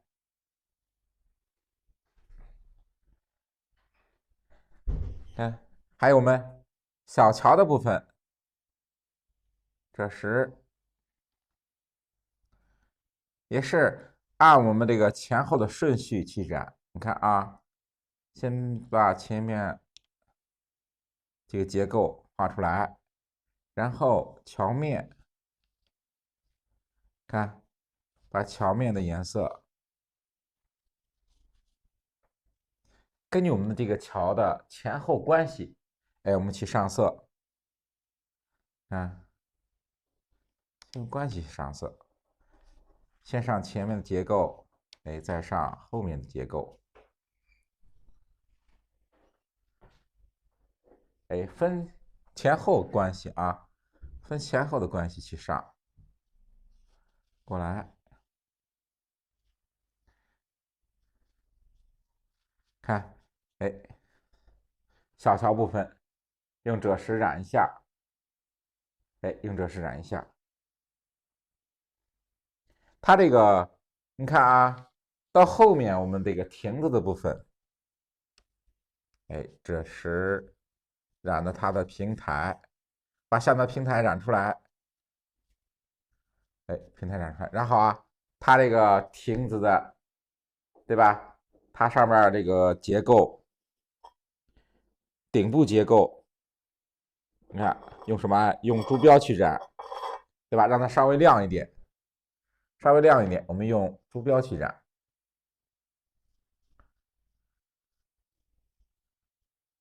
哎，朱标去染这个亭子的顶部结构，然后它这个柱子也是啊，柱子也是用朱标去染。它下面的结构，你看啊，它亭子暗部的结构，对不对？哎，亭子暗部结构用赭石去染一下就可以。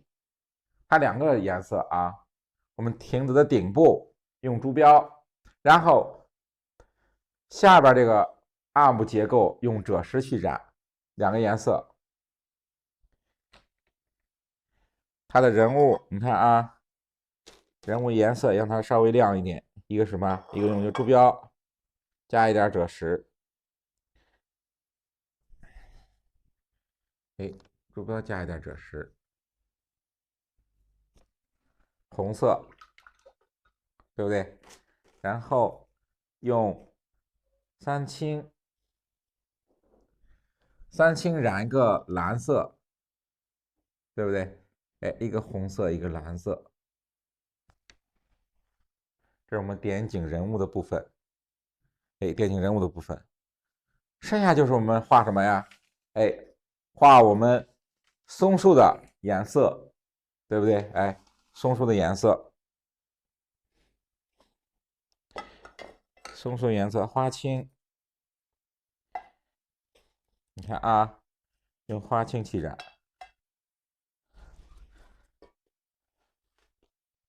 花青稍加一点，看啊，我们昨天就加的颜色，就说我们加的是什么？哎，加的是这个胭脂，哎，花青出不来，哎，稍加一点花青。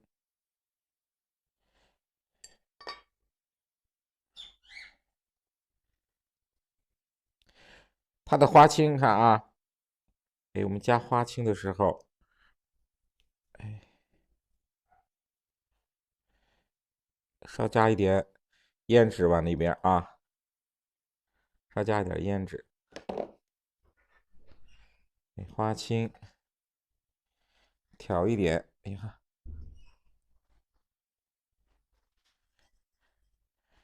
哎，花青，看，稍调一点胭脂的颜色。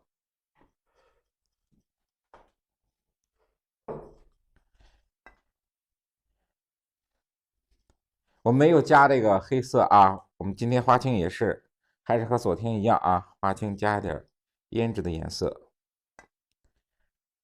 染一下，你看，染一下我们这个松树的部分，哎，松树的部分，哎，稍来一点，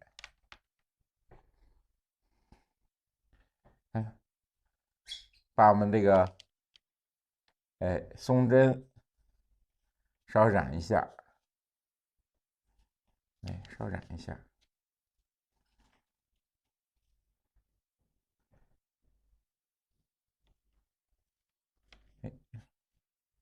看染的时候也是我们，你看把这个颜色，对吧？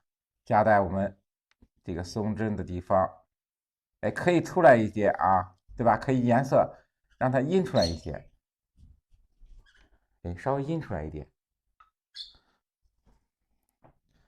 上叶子的时候，对不对？你看啊，哎，上叶子的时候让它稍微的阴出一点，不用说啊，就不要说啊，它的颜色，你看这特别干的上去，哎，稍微的让一点水分，要印出一部分来，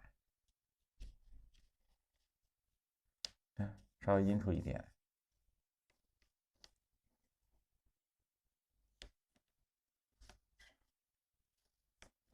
哎，来一点。到后面，你看，我们要画后面的这个远处这个松树的时候，对不对？哎，加清水，加清水，把我们的颜色呢，让它变淡一点。你看，哎，变淡一点。哎，就是说，我们前面松树的它的墨，对不对？它的墨稍微重一点，所以我们上颜色，哎，让它稍微，对吧？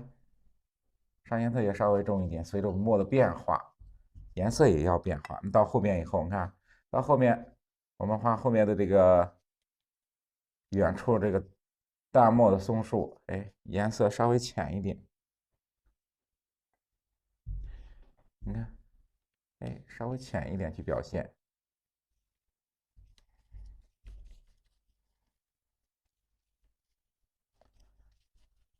这是我们和平时染颜色不同的地方。你看，我们平时染这个叶子来说啊，都是用什么？用花青加淡墨，对不对？哎，我们今天染的是花青加的胭脂，哎，花青加胭脂去染。这是远处这个松树，对不对？你看，还有啊，哎，我们这个亭子的后面小树丛，你看，对不对？哎，小树丛也用这个花青去染，哎，花青去染。你看啊，染的时候，染这个淡色的时候要注意什么？注意我们，哎，注意我们这个前面小桥的部分，对吧？小桥的部分要闪开，不要说，你看上色的时候要注意，哎，透过来，尽量不要把颜色染在这个赭石子上面。你看，让颜色透过来，让颜色透过来。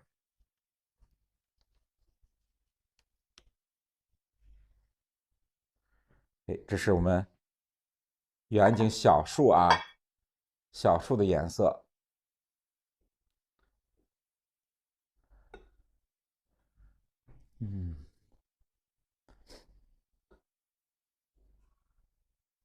你看，哎，稍微染一点，哎，稍微染一点。哎，这是我们远处啊，哎，远处的这个松树，用淡色去染。哎，我们上颜色的时候一定要注意什么呀？哎，就是说，你前面你看我们前面的这个松树来说，这个墨稍微的，对吧？稍微重一点，所以上颜色，哎，我们稍微的，哎，可以颜色也重一点，后边墨淡，颜色要浅。随着墨的变化，我们去上颜色，对不对？哎，随着墨的变化去上颜色。下面就是天空的颜色，你看啊，哎，稍微下来一点，哎，我们稍微下来一点，染一下天空的颜色。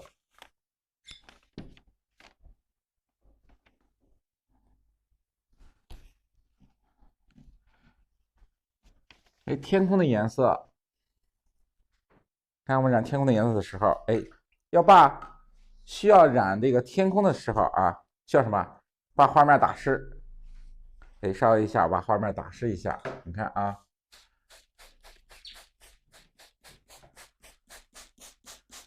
原来的画面对吧？原来画面我没有什么，这个染过天空，你看啊，今天我们把天空的颜色染一下。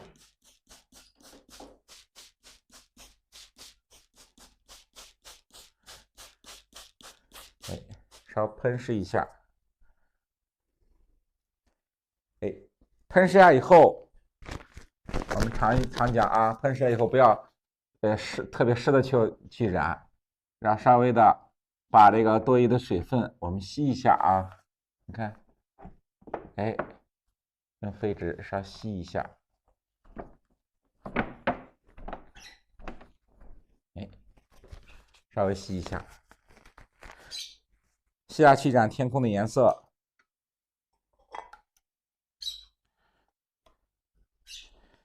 这个颜色是什么？用2个颜色，还是以珠标为主？你看啊，还是以珠标为主。珠标，先调珠标啊，先调一点珠标。哎，你看啊，先把珠标调一下，加点什么？稍加一点藤黄。哎，珠标里边稍加一点藤黄。哎，藤黄不要加的太多啊，藤黄不要加的太多，稍加一点。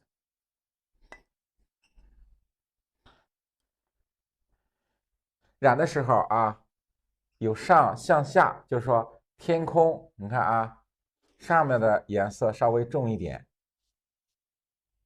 哎，上面颜色稍微重一点，你看，对不对？哎，上面的颜色啊稍微重一点。我们打湿了以后，为什么？哎，为了我们后期渲染方便，对吧？为了我们后期渲染的方便。你看啊，染了以后，过来，天空的上半，对吧？上半部分颜色稍重，然后加清水，看啊，边染边把我们颜色里边加清水，加清水下来，你看，对不对？加了清水以后，它的颜色，哎，随着我们清水加的越来越多，它的颜色相对来说就是越来越浅，是不是？它有个颜色的深浅过渡，对不对？它有个深浅的变化。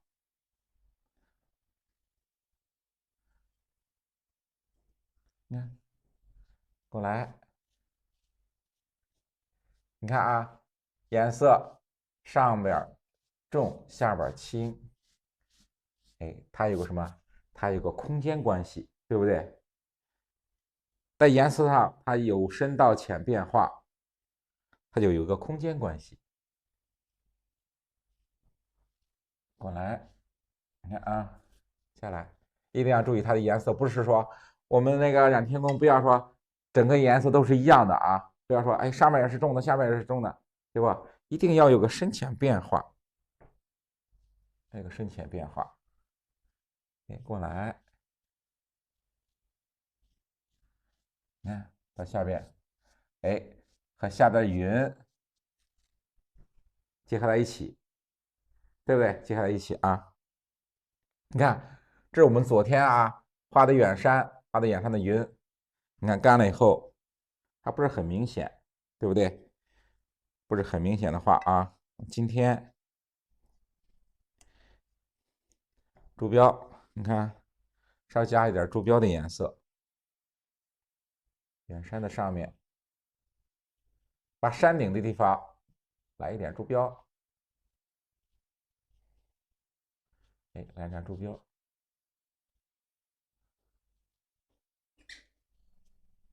和我们天空的颜色，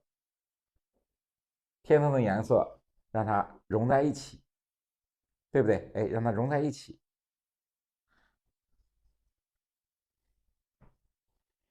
你再来一下，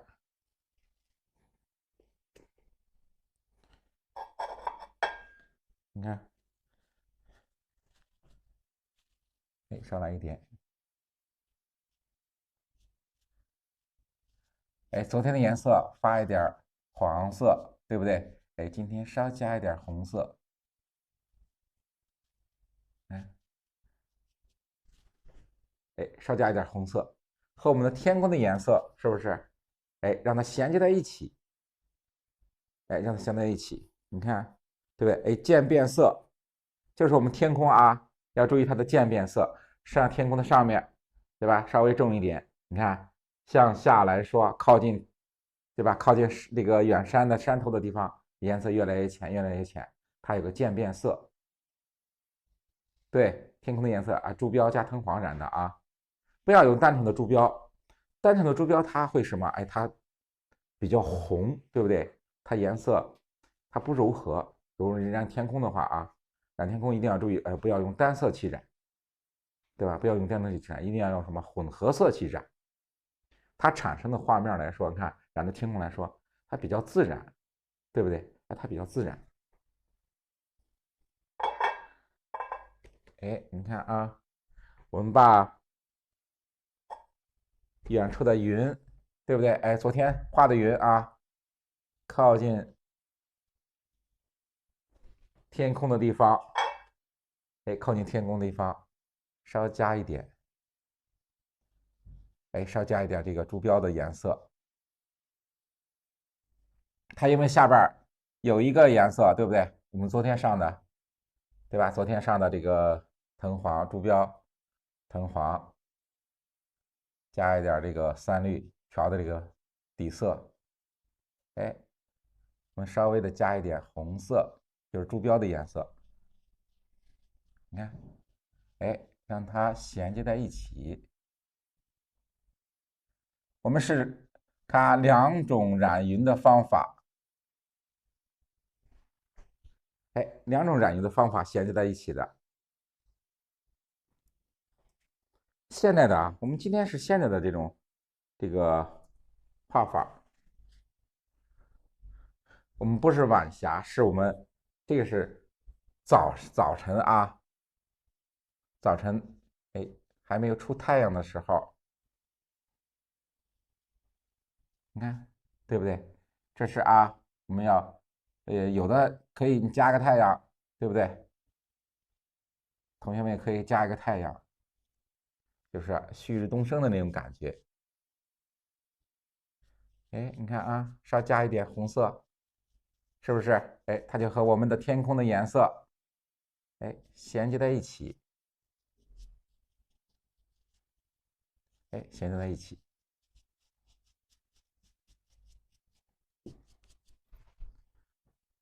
对不对？你看啊，由远处的，哎，这种红色慢慢过渡过来，哎，和我们的云衔接在一起，哎，衔接在一起。天空的颜色，你看啊，上完了以后，稍亮一下，不要说马上去上啊，稍亮一下以后，我们用这个曙红，你看啊，曙红稍加一点天空的颜色，哎，把比较靠上的位置啊，加一点淡淡的曙红，淡淡的曙红去加一点，哎，来一点，你看，哎，淡淡的曙红加一点。同学们可以画这个我们什么旭日东升哈，你看这个位置，对吧？我们后期想画太阳的，可以在这个空白的地方加个小太阳，似显非显的一个小太阳，哎，就是我们画的旭日东升。嗯，对不对？哎，一定要注意它天空颜色的渐变色啊，过渡过来，过渡过来。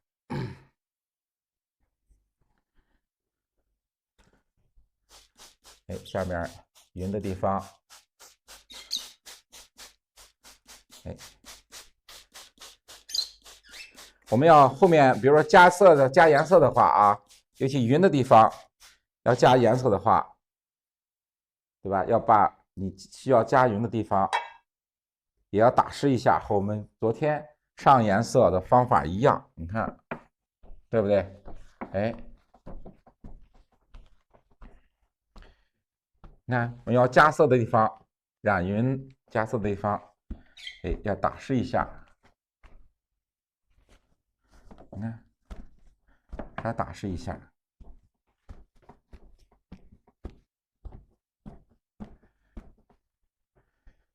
它上面的颜色，云的颜色和天空的颜色，对吧？它是发一点红色。到我们靠近前面松树的地方，颜色呢，让它稍微重一点，让它稍微重一点。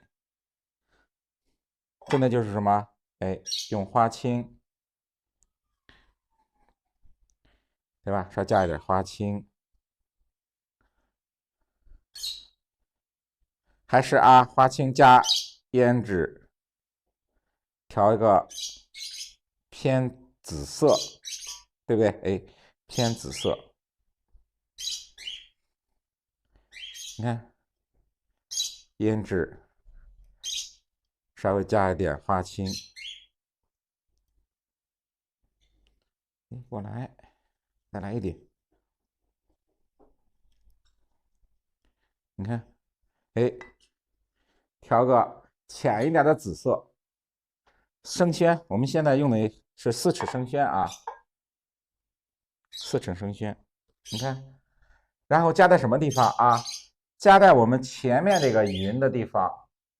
加的时候，你看啊，靠近山石的地方，对吧？相对来说，它云层比较厚，对不对？看远处的云层，它的颜色稍浅一点。哎，比如说浅一点的云，薄一点的云，对不对？哎，薄一点的云。到我们前面以后啊，到近景的时候，哎，让它云稍微的颜色变化一下。你看，哎，颜色变化一下，稍微的让它重一点，前面的云和我们后面的云分出前后的这个颜色，分出前后的关系，在颜色上，对吧？岔开一下，有个变化，云的颜色有个变化。你看，哎，近景的啊，在近景的松树的后面，稍微加一点这个花青、胭脂。你看，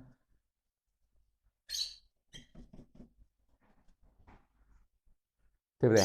哎，稍加一点这个颜色。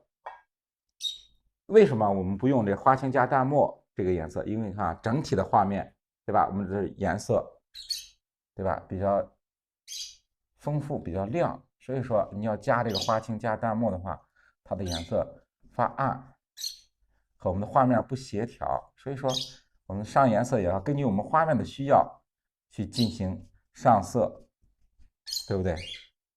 你看，哎，近景的地方，它云层，对吧？稍微厚一点，稍微厚一点。哎，过来，你看，哎，这个云层，对吧？它是一个山谷的，哎，云层，稍加一点，也让它暗下来。就是整个云层，你看啊，哎，整个远处的云层就是这地方是相对来说云层比较亮的地方，比较薄的地方，对不对？比较薄的地方，哎，到我们峡谷的地方，啊，这是个山谷，哎，稍加一点颜色，哎，稍加一点颜色，哎，让它暗下来，哎，让它颜色，让它云层也暗下来，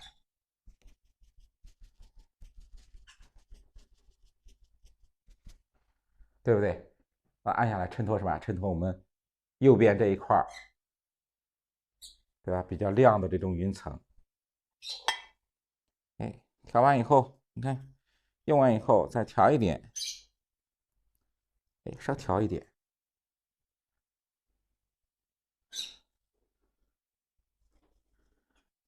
哎，今天啊，大家注意一下，我们今天画云加云的时候加的颜色，花青加的胭脂啊，哎，注意颜色的变化，一定要注意颜色的变化。哎，过来，你看，把中间它是相对来说云层比较薄的地方留出来，对不对？哎，留出白，哎，稍微的按下来，是不是？哎，它的云层变化，哎，过来。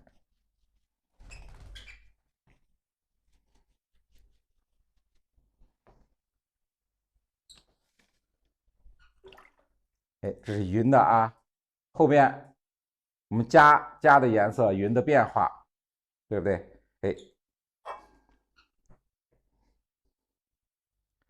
哎，加的云，哎，过来，让它后面啊，就是我们这个松树的后面，你看它的云层颜色，对吧？稍微让它重一点，哎，稍微重一点，你看峡谷的地方，它也是啊，颜色云的颜色也是稍微重一点，整个的最亮的地方，比较亮的地方，哎，比较亮的地方，哎，处理到这个右边画面，对不对？也是它一个渐变色，你看啊，哎，天空的颜色红色，过来浅一点的偏黄一点的颜色，到后面越靠前点的地方，你看它的云是不是？哎，稍微加一点这个花青胭脂，哎，它的颜色云层，对吧？都有变化，哎，都有变化。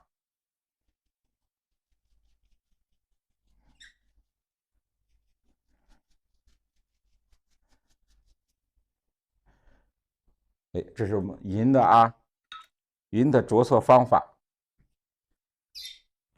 对，就是我们今天画的也是啊，整体的是一个云海。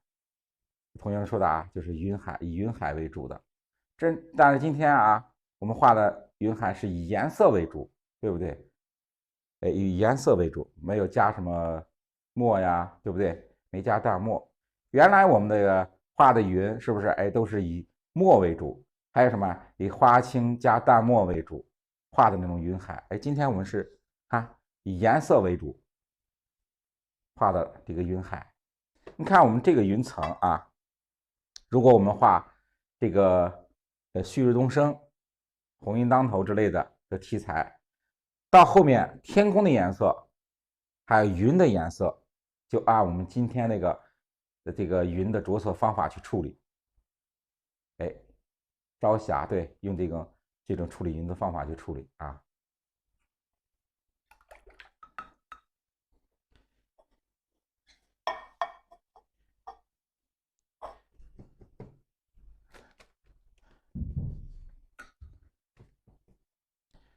到后面，哎，稍亮一下啊，哎，稍调整一下。干了以后啊，哎，干了以后，我们再做什么？哎，再点胎是吧？点胎点彩，直到后面的啊，后面整个画面干了以后，我们再去点这个点胎点，加这个点彩的地方，因为我们画的也是啊，就是说我们所谓的彩墨这个一个构图啊，对不对？哎，以色彩为主的一个构图，到后边你看需要我们山上点胎，然后加一些点彩的地方，到我们后期再去做处理。天空的颜色，你看啊，天空的颜色开始上颜色的之前啊，上天空的颜色之前，哎，先给大家调颜色，就是我们天空需要什么颜色，对不对？我这个先讲了一下啊，先讲一下，同学们有知道的，对吧？有知道的可以告诉大家啊，可以扣在公屏上。我们天空的颜色是2个颜色调在一起的啊。